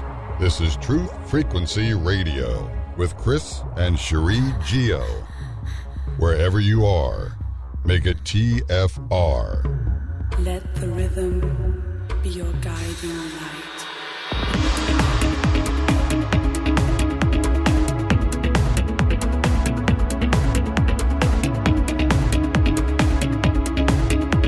12:01 in the AM on the East Coast. You are tuned in late night, truthfrequencyradio.com. You are tapped into the Truth Frequency this March 6, 2015. We have Tolec and Ray uninterrupted for the next hour, so we can get into the real in-depth information now. And I do want to say, too, that we originally planned the broadcast for only the second and third hour, but I knew intuitively that we would need all 3 hours. And sure enough, we haven't even begun to scratch the surface on the topics that we had planned for this evening. So, Tolec, please take us away. Sure. We were about to discuss, and I jumped into a point of conversation that Ray was addressing in terms of how time is different when I go and have experiences with my Andromeda Council contact people, when he has experiences with his Fab Four and others that he meets with. What can be literally 10, 12, 14 minutes down here, that we're gone, either our bodies are gone or our spirit essence goes and has meetings or other things we're doing. We can be gone a week and a half, 2 weeks, 3 weeks. What we would calculate as that kind of time, wherever we are visiting, we get back here, we find that our bodies are only gone 12 minutes. They can even bring us back 1 minute after we leave. It doesn't matter because they're not bound by time. Right. So Ray was then addressing the topic of 2015 being a year of change. The pace setter for the coming next 2 years of 2016 and 17. And right now I'm just going to speak for me and say that I don't want to address this topic directly. When my people told me to expect the higher density and higher dimensional, if you will, transformation of this planet in the early part of January 2014, they were telling me that information based on the evolution of the people of the planet Earth, based on the evolution of the awareness and the consciousness, and that takes in a lot of information. At that point in time, back in 2010, 2011, 2012, as we were approaching 2014. And I've spoken about this before, but I'm going to do it right now as a single point of information and why it's relevant. Keep in mind that, at least based on other things that I've learned, time is not specific. There's not literally this single timeline. Based on what I've learned from my people, we have the possibility on this planet of experiencing like 25 different timelines. A visual expression of that might be like a multi-lane highway. There's a predominant timeline going down the center. I've already explained this to Alfred Weber. He was like, wow. It's a predominant timeline going down the center. 12 timelines to the left, kind of like 12 timelines to the right. The closer that you get to the more predominant timeline, the closer you get to what should be the natural progression of that planet. In this case, of this planet. As an example, the farther away you get on the far left-hand side of the scale, you could have a completely different set of evolutionary experiences. Many of them have to do with the consciousness of this planet and the choices that the people are making at any given moment. And what they did not expect, what my people did not expect, is the level and pace and numbers of people and their growing awakening, growing consciousness. Chris, you called this ascension. If that's the term you want to use, that's okay. I don't call it ascension. I call that awakening, emotional awakening, spiritual awakening. And there are countless instances regarding how society as a whole, and a lot of this has been covered in this medium called alternative media, called the Internet. A lot of this is happening at a rapid pace because the Internet enables people to communicate in ways that are far faster than ever before in human history. It is because of the Internet and because of the pace of change that the evolution they thought would happen in 2014 it has been progressed and pushed forward. That also means that the changes that will happen to this planet, physical changes that will happen to this planet, I'm going to use another metaphor, instead of them being like at level 11 or 12, which would be really high, they'll more likely be at a level like 6 or 7, 5 or 6, not as dramatic. And the reason is because the consciousness and the awareness of the people on this planet do in fact affect the level or degree of change that will happen to this planet and how that change will happen. So based on what we know, based on what my people know, Andromeda Council people know, they said that the level of consciousness based on the level and pace of change today, based on what we're talking about now and a few months ago, that it is highly likely that in the year 2017, early 2017, that in early 2017, the level of human consciousness and awareness will hit its peak. Combined with other physical events in the cosmos, that will be the moment of the triggering of the higher density / higher dimensional transformation of this planet. That's what I've been educated. That's how I've been educated. That's what I've been told. You know, I feel kind of how it all. I feel the same thing, Tolec. I feel that 2017 to 2015 is going to be phenomenal. I've been on with Coast to Coast, with George Norrie on Coast to Coast several times over the past few months, and I've been talking about 2015 to 2017 and how we're experiencing, number one, the ascension, but number two, the darker forces are trying to prevent this ascension, and that's why we're seeing a ramping up, I should say, of vaccines, GMOs, chemtrails, everything that can attack the human body to keep it from ascending. However, also, they're going to try to provoke World War III because that's going to bring people back down to a lower density. The suffering, the death, the chaos, the fear, especially this whole ISIS situation, which is blowing up in their face. I mean, even Fox News is now having to admit that those ISIS videos are completely and totally staged. I think that's the human consciousness and awareness at its finest that's able to look at the propaganda where once it was operating from fear, now it's operating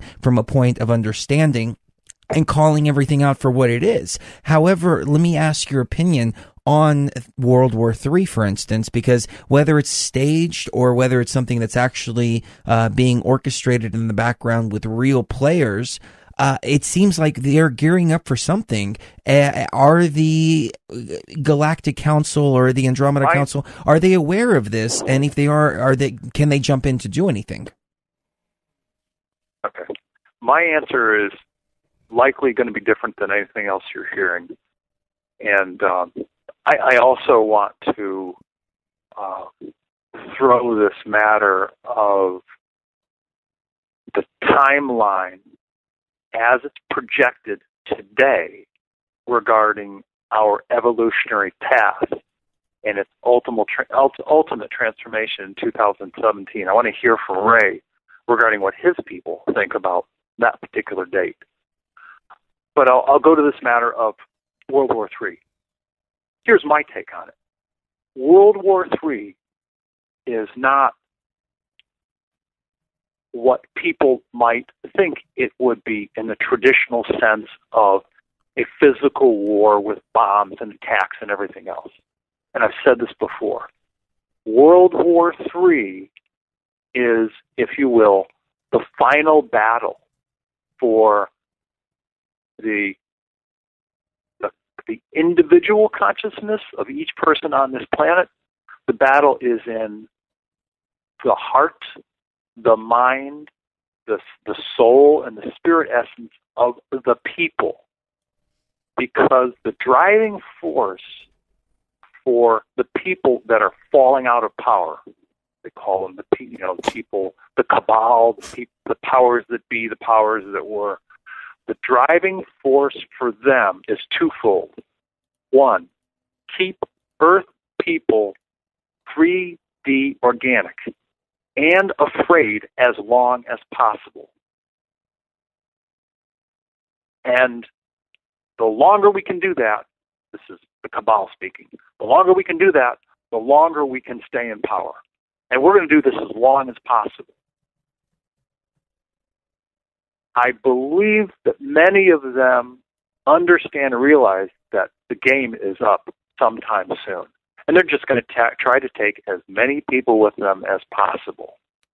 Because the people who live in a fear state, they are likely going to have to lose their bodies on this planet and go have other 3D experiences, 3D organic experiences, somewhere else on some other planet, so they can learn to be more balanced, emotional, and spiritually aware people. It's going to take them more 3D life lessons.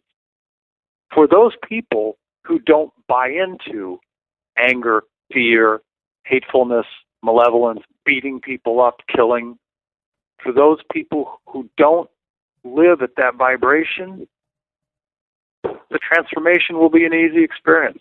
We'll become higher dimensional people, and the earth will transform into a higher dimensional body. But I've been told that any beings, human, reptilian, or any other form that lives and thrives off of the lower vibrations of 3D and death and killing and warmongering and hatefulness and all the stuff that people hear about on the news, the cabal people are going to try to take those people with them, as many as possible. So World War III, that's World War III. World War III is between the ears. It's in the minds and the hearts and souls of the people. It's not about bomb swine. That's my answer. Very well said. Ray, any insight that you can shed on this?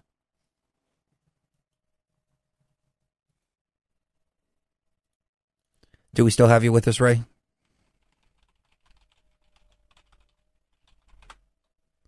I'm just going to check and see if we still have Ray connected, ladies and gentlemen.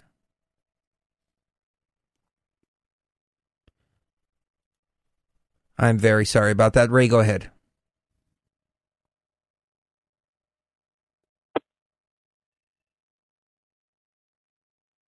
It looks like we're having some problems with Ray. So, Ray, do me a favor.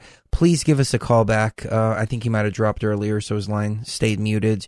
But, Tolec, it seems like we have a problem with Russia, for instance, and we have a problem with Iraq. We have a problem with so many different... I think we do have Ray back with us. Are you there, Ray? Can you hear me? Yes, loud and clear. Hello? Now. Yes, we can hear you loud and clear now. We were on the subject of World War III. I don't know how much of Tolec's comment you were able to catch, but basically he was saying... Did you? Okay, fantastic. Any insight you can shed on the topic? I agree with everything Tolec's saying. Back in my time, when we were threatened. It was real. Today it's a joke. And where we're going, your audience has to understand we do the things the human way. And there's a lot of people who don't know what's going on. And we're all in this together.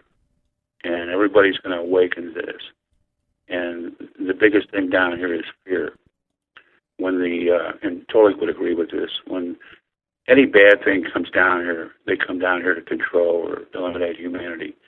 They're third dimensional. They had set our frequency so low. We're in the process now of an amazing year. Our frequency is moving up. They can't compete with that. They're going to disappear, go back to the Hydro Draco planets, the Cabal, the people playing God down here with our lives. Tolec's right on everything he's saying about World War III. And it's what we believe in our consciousness, and as one. And we're all in this together. And the star people, it's our time to evolve as humans. Tolec will agree with this. And the star people and my star people are protectors and watchers of this planet. They're going to make sure we go through this smooth. And they're going to make sure there's no destruction on this planet. They've intervened on our military and melted the warheads, took some of them with them, went over to Russia, did the same thing. These people got a lot of power. The games are over.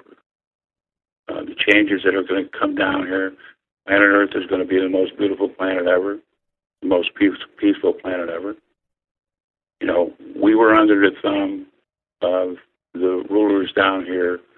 We're a big part of destroying this planet. They know the two biggest things down here is greed and disease. All that's going to change. And as we go through this process, when I had that meeting February 10th, there's a new alignment of all planets. And this process with all these ETs, the good ones, it's going to take some time. They used the major year 2017. We as humans have something to grasp. We're not predicting, me and Tolec's not predicting that year. It's a year that was given us by them. We get the information out. Whether that year or after that year, when there is an event, and that's the only thing that will cause contact, visitation on this planet, it will be an event. Whatever this event may be, and that's how everything works. These people right now, they're having galactic wars out there as we speak. My elephant people and my Fab Four has talked to me saying, we will do what we're supposed to do. We have to do what we're supposed to do. And I've said it in many of my meetings, protect our families in case the grids go down. The star people will send their satellites out. Our grids would only be down for like 3 hours. But, we know how to protect ourselves. And I've said in my meetings and on these shows what to do. 6 cases of water, everything battery operated, blankets, everything. Just in case this happens. Doesn't mean this is going to happen, but all you want to do is protect yourself. As we go through this process, from a 3D Corbin to a crystallized liquid, we're going to be human in face. I have Agent Orange prostate cancer. When we go into fourth dimension, there is no disease whatsoever. We're going to change in our appearance. We're going to be taller. We're going to be healthier. When we get into the fourth dimension, we're going to be using teleportation. It's the first thing we're going to do. But as we go through this, we're going to go through it together. There's people on this planet that have no idea what the hell is going on. These people are going to get awakening. That's what we do as contactees. People are starting to believe in the truth. They're starting to listen to the true people. I have to get this information out on every show I do. Whatever they tell me, this is what I do. This is what Tolec does. Tolec's a drama cons on everything Tolec's been saying about his Andromeda Council, he has been right on the money. He's a brilliant guy. You know, when he was talking about the year 2014, all he was doing was giving the information out. That's what we do. And we as humans are ready to jump on and use the word prediction. He wasn't doing that. He was giving information out. That's what his job is. That's what my job is. They don't believe in dates because they don't happen. It's going to be an event that will cause all this as we go forward. And everybody on this planet is going to be really happy. There's going to be a lot of great things happening. It's going to be the most beautiful planet ever. We're going to be working side by side with these people, learning new technologies. We're going to know everything that was taken away from us. You're going to know who your relationships are. You're going to know where you came from. You know, it's amazing what people like me and Tolec have went through. We have been given the greatest education ever in this. And, you know, I don't know where it's going to go for me, but I know what I'm supposed to do. Tolec knows what he's supposed to do, and that's what we're doing. Ray, let me jump in. Let me jump in for just a moment and get your take on this particular idea, or maybe the take of the extraterrestrials that you're in contact with. I believe that we are living in a consciousness dictatorship. I'm sorry, I'm not dictatorship, a consciousness democracy, in the sense that the collective majority really do dictate the reality around us through their beliefs and through their consciousness. So if the entire world, for instance, or the majority of the world, is focused on a World War III type event happening, and I'm using that just as an arbitrary example, but if they're focused on that reality happening, then that will happen. Likewise, if we, the light workers, can balance things out and get enough people realizing that this is all a deception, that there's all these barriers around us, that we've had the wool pulled over our eyes, we can also turn the tides in that regard as well. But I think the powers that be understand the power of manipulating the collective consciousness. So it makes me wonder, are there some souls here that are simply just lost in this particular reality, and can they actually outnumber the ones that are awake and therefore drive this whole third dimensional plane into a negative place instead of a positive place? Oh, yeah, because the people are getting tired of the way everything is. And, you know, we're subject to the fear factor. That's the biggest thing. We're controlled. You see how everything is happening down on this planet through the years. All this is going to change.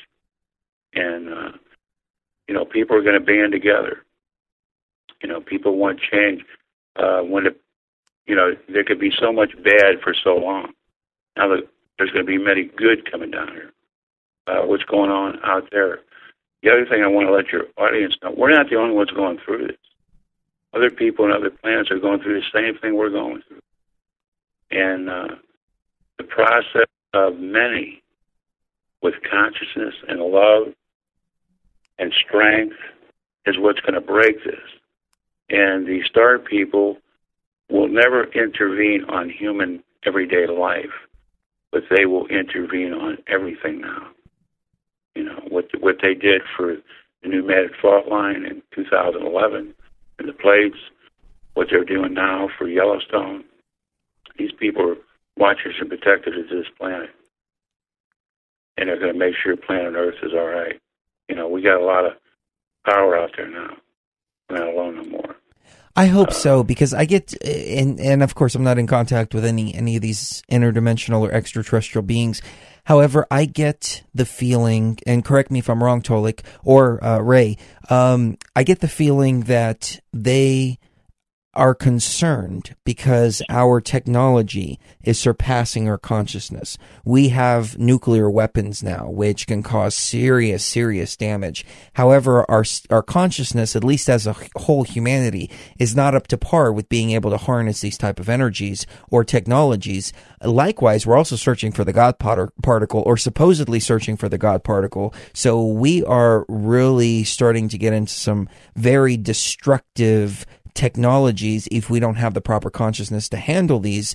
For instance, at CERN, I believe that they're creating black holes there. I think that that's really what's going on, or manipulating time. And these other beings are looking down and saying, hey, look, the kids got the matches and they don't know how to use the matches. They're going to burn the whole house down. So we've got to do something. Is that what's going on? I mean, have you heard anything similar to that? Is that for me, Tolec, or you? Either or. Okay. These people have the power to read our minds. You talk about invasion of privacy. There it is. When I have these meetings with my Fab Four, you know what I'm going to say, but let me say it anyway, okay? These people are very aware of what's going on down here and who's got what. Our people are probably 40 to 60 years ahead of us, and you know what I'm talking about. But as far as the technology that we have, which we have a lot, is not beyond what these people have. You got people out there 50,000 a million years technology. They're smart. They're watchers and protectors of this planet. They're going to make sure things go smooth. And I understand what you're saying, Chris. You're human. You know, we do the human way down here. We think the human way. We don't think like they do. And for the ones that don't have intervention of ET in their life at all, it's hard to grasp this, or what people like me and Tolec talk about. You know, we were chosen for this. We didn't ask for this.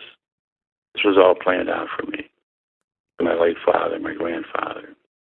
But the education I'm given in this, and beyond what it's going to be as we go forward, I see where they're coming from, and I see where this planet's going, and I see where we're going. And we're going to evolve. And we're going to be smarter. We're going to be a complete different being.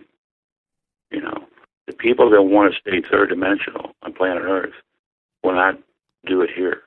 There will be other planets like planet Earth out there that other star people will go and stay third dimensional. You're going to have a choice. And for the ones that don't care or think this is bullshit, I don't know what's going to happen to them. But they have the time to awaken. Just like everybody else. We're in this together. Nobody's left out.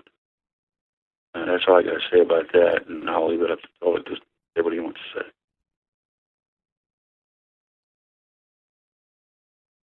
Tolec, are you still with us? Oh, you know what? I have Tolec muted by mistake here. Okay. Tolec, take us away, please. Okay. Thank you.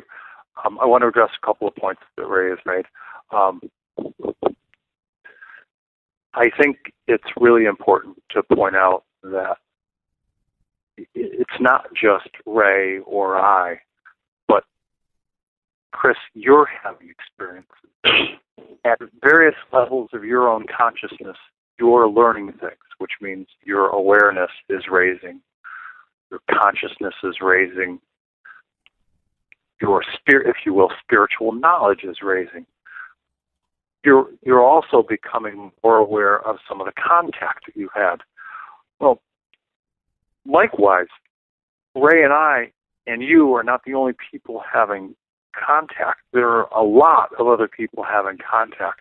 I think that you will find more, and as this planet continues to evolve and the people on it continue to evolve, we will start to hear about more and more people that are having contact, and they will share their own unique stories and their own unique knowledge of the things that they're learning about, the changes that are taking place. In terms of the people who are here, who live lives that include getting up and going to work and coming home and listening to the news and buying into the something jihad and the ISIL or the ISIS and Ukraine and Russia and all the fear that the media tends to propagate. For those people who allow that information to cause greater fear in them, that's where they are. There's no assessment of whether it's good or bad. It's just where they're at in their involvement. And like Ray said, for those people, they will likely not make the transformation from 3D organic into becoming mid to higher level 4D people when this planet transforms. Those people will likely check out, and they're going to go to some other planet that's 3D and organic so they can take new human bodies or humanoid bodies and have more experiences, more lessons, so that they can evolve and grow, so that they don't live according to information that puts them in fear mode. This is the way it's going to happen, at least based on what I've learned from my Andromeda Council people. There will be people here who will leave this planet in a variety of ways because A, they're not ready to live a higher density life, and B, they'll need to have more lessons so that at some point in time they can live a higher density life, if you will, full time.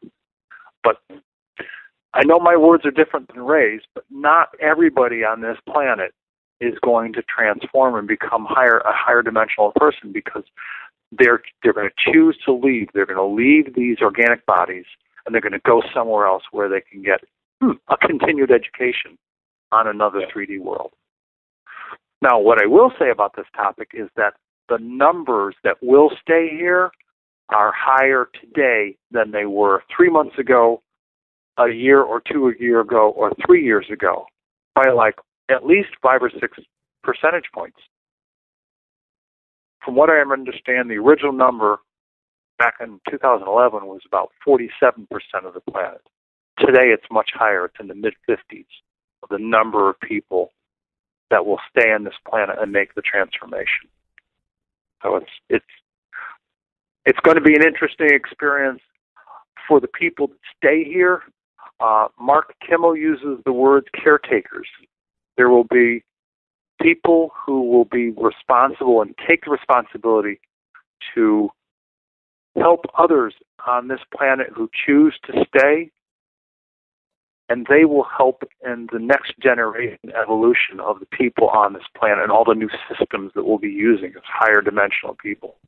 There will be other caretaker people who are upper 4D, 5D, mid-level 5D, that come from the different star systems that are, as Ray said, good ETs, and they're going to come down here and they're going to caretake. They're going to teach. They're going to teach us as people how to live better together, how to take better care of this world. So it is going to be a pretty amazing place once the actual transformation happens. It really will. It's going to be a completely different planet. I think we're taking it one step at a time now, and since 2010, we've taken many steps towards this destiny that we're walking towards.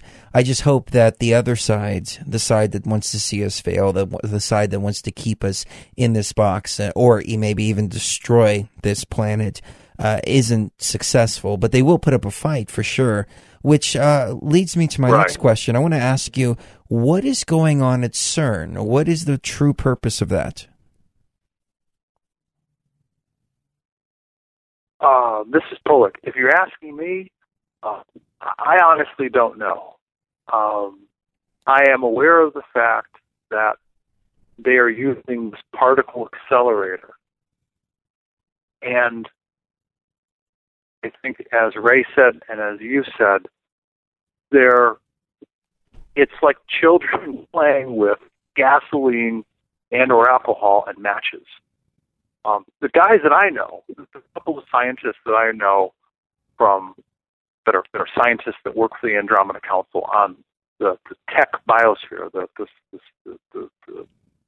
science biosphere, they basically said these guys have no idea what they're doing. They're kind of like poking around in the dark. They really don't know. They don't know what they're accessing. They don't know the level of technology that they're dealing with because they didn't create it. Most of it they got from somewhere else, certainly from other sources that have greater access to information. But I do know that they are trying to affect some kind of change having to do with the magnetic, if you will, frequency field around the planet Earth. The scientists on the Andromeda Council Biosphere have told me that in secret, Earth scientists have generated, basically, this is a Star Trek term, a force field around planet Earth. I don't know how long it's been in place, but it's there. And the use of this particle accelerator is having a cause and effect on this frequency, this higher frequency field that's around planet Earth. Don't really understand what they're doing. Now, based on everything I've learned up until this point in time, this planet and its people, those who choose to stay here, and by the way, there's a reason why certain groups, dolphins and certain sea lions and certain whales are beaching themselves. Bodies, the organic bodies are being beached, if you will, or the birds are dying because those smaller souls, those soulets, they're leaving because they're evolving. They're going back to wherever they came from or choosing to go to other places. So it's not only the fact that some people will leave this planet, but there are also some species that will leave this planet for different reasons and are doing so. The bottom line, what I'm trying to say is, it is expected, based on what my people know at this point in time, that sometime in early 2017, this will transform from being organic to higher dimensional, crystalline-based, fine essence matter spirit life. That's based on what we know today. We'll see what happens. We'll see what happens when we get there, because we can only experience life and live our lives based on one moment of every hour of every day. And, we do, as a collective human race, have a cause and effect relationship with what happens to this planet. Exactly. I completely agree. Ray, let me ask you this, and Tolec, please feel free to jump in if you have any insight into this. But there seems to be some kind of change in the planet that's happening unnaturally. And by that I mean the Fukushima radiation. In Washington State, for instance, there's also another power plant that has been leaking since 2003, but recently it's actually emitting some kind of ash, nuclear ash, all over the place. It's getting all over the cars. It's pretty bad. The BP oil spill, for instance, has literally changed the Atlantic Ocean. Part of me takes a step back and thinks about the possibility that they're actually terraforming the planet for a different species or for some other beings. Any insight into the possibility of something like that going on? If you'll allow me, because I need to go pretty soon, and I'll keep this answer brief. And I don't mean this to discount the importance of all the things that you're addressing. In a 3D organic perspective, those issues are very, very important. Now, as I said earlier, this planet and its people, sometime in our near future, are going to transform, and this world will cease being organic, and it will become a higher density or higher dimensional fine essence matter world. All of these issues you just addressed, Chris, they go away. They're non-issues in a 4D fine essence matter world. And let me try it this way. On one side of the equation sign, write the word spiritual. On the other side of the equation sign, use the words higher frequency, crystalline-based, fine essence matter. That's what spiritual is all about. Spiritual isn't about getting closer to God, Creator.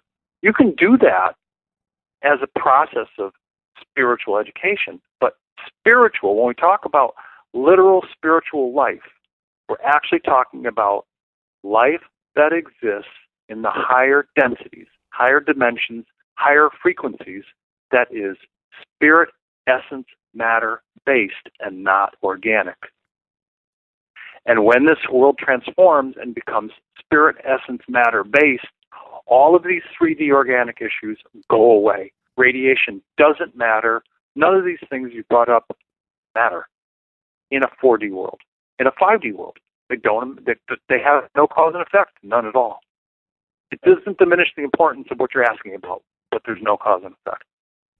Very well said. And Tolec, I know you said you had to go at the bottom of the hour, so thank you so much for your time this evening. And we've got to speak more than once every couple of years because it's always a really, really great broadcast with you.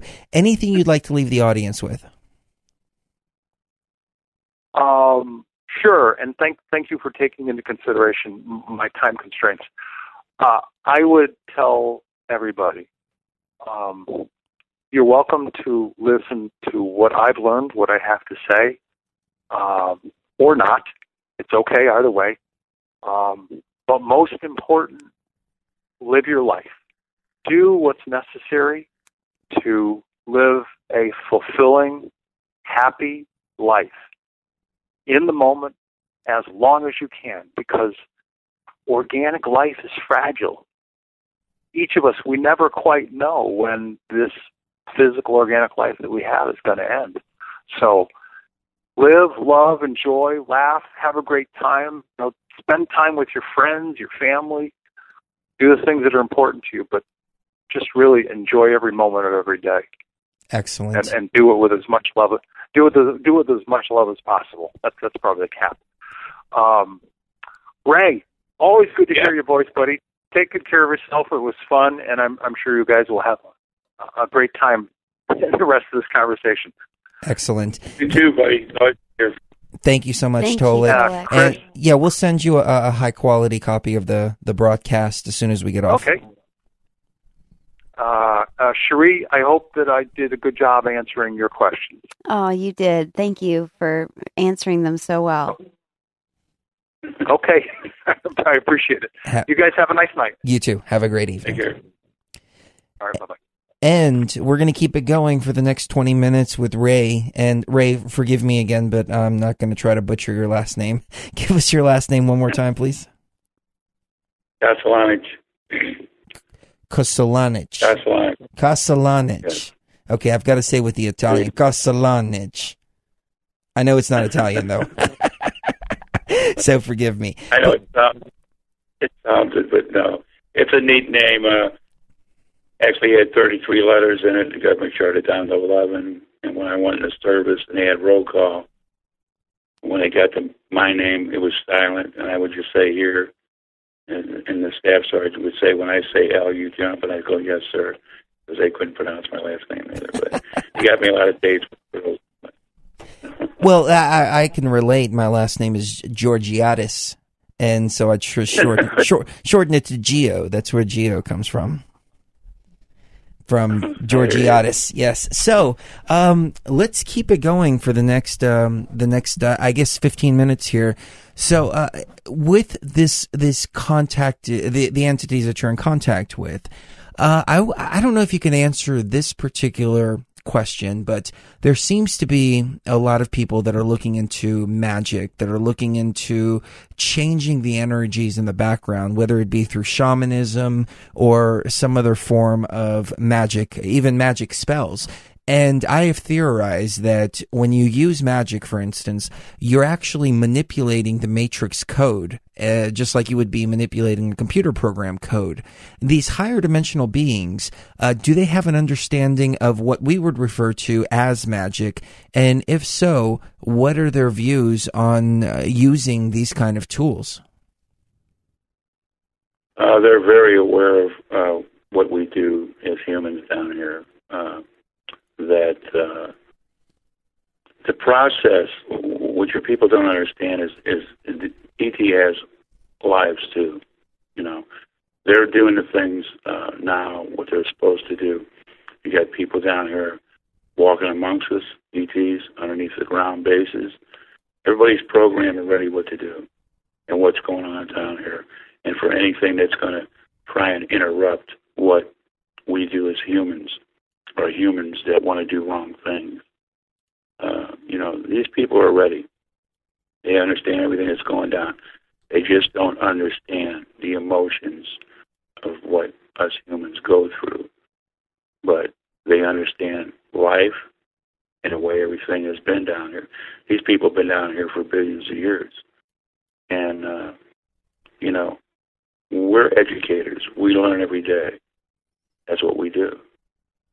And like Tolec said, you want to enjoy your life to the fullest. Because when that change comes, you know, it's our time to involve with this, you know, of everything that's happening down here, of every bad thing you can think of. You know, we're a very important being. And there is so much about us that we don't know yet, how fantastic we really are and what we can do. You know, I've talked to my guys in many of the meetings I had that we can fly, we can walk through walls. All this stuff was taken away from us. But they're going to give us all this information. All this stuff's going to stop. All this bad stuff that's just what you're talking about here with this magic, what people are trying to do. You know, it's nothing to worry about. Tolec said it right. You know, the organic third dimensional, it's going to be gone. You know, we're going to be living in amazing times. If 2017 is the major year for contact, you know, we're going to know.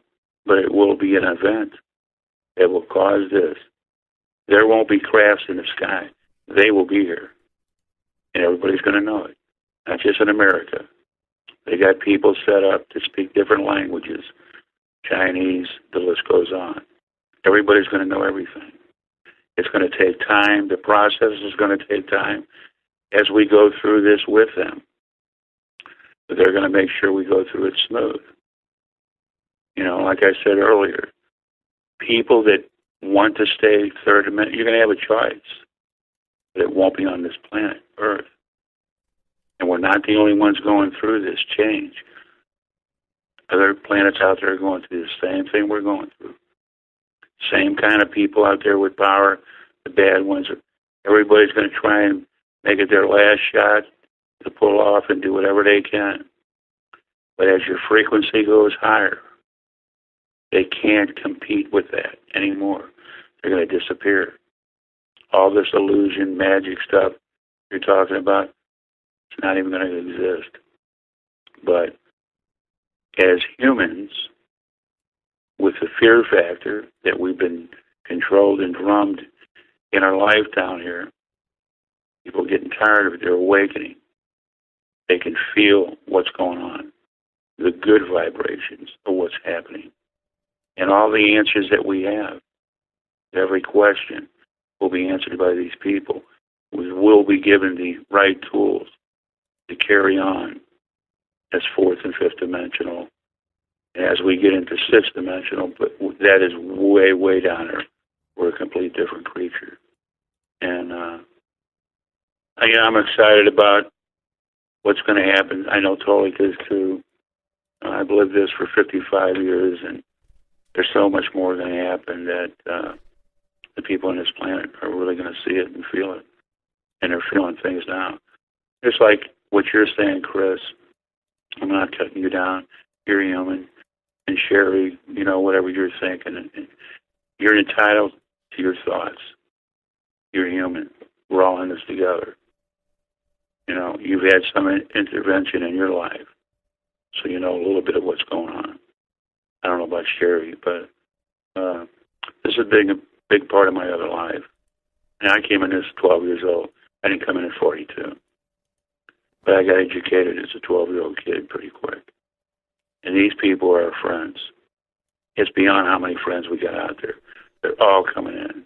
I've already heard about the Vulcans from planet Xantar, the Mo people, the giant bees, the good friendly bees, the lions. Everything down here that's tiny is huge out there.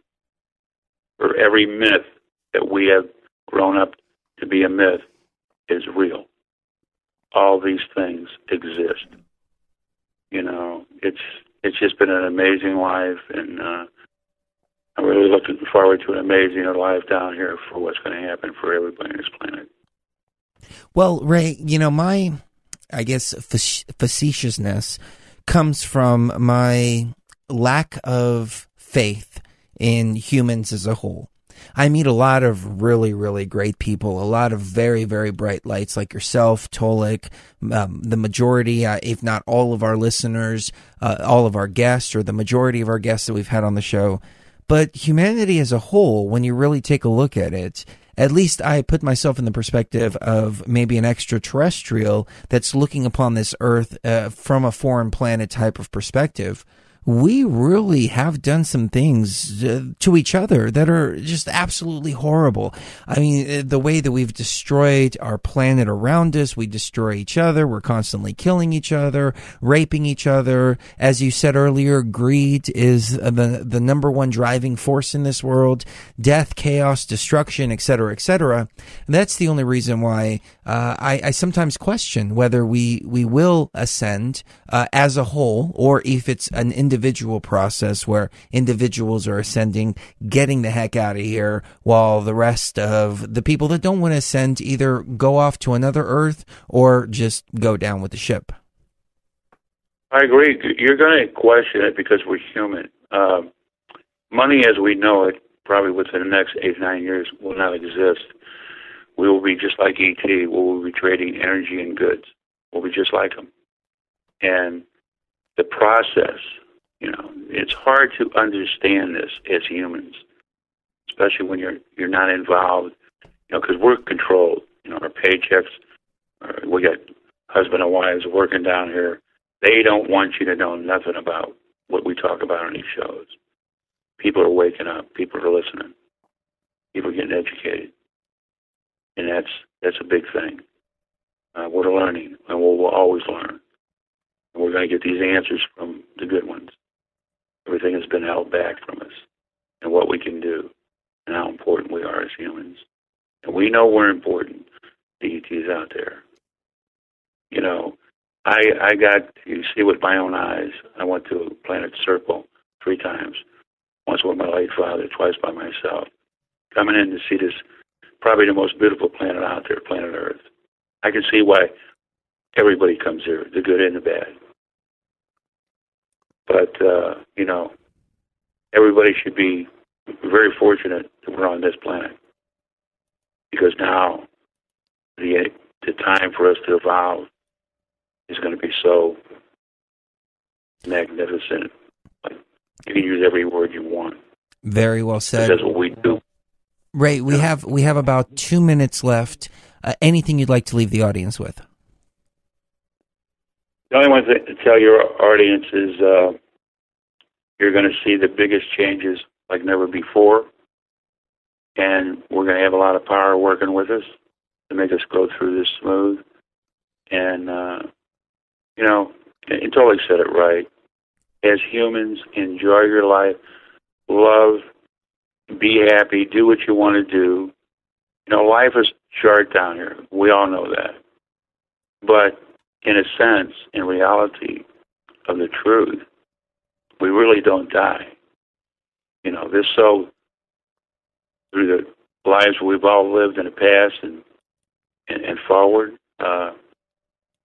it's just going to be amazing. And as a human going through a bigger change into a fourth-dimensional being and fifth-dimensional being, it's going to be the greatest life ever. And if you want to progress, you're going to do it.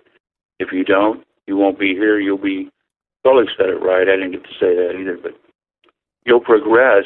And once you do, you're not going to be left out. It's going to take you time. And then eventually, you'll go into the fourth and the fifth. The only ones that are going to be left out are the ones that, they just don't care or they don't want to understand. That's the only answer I have for that. The frequency as a third dimensional, you can't compete with it. You're not going to be here.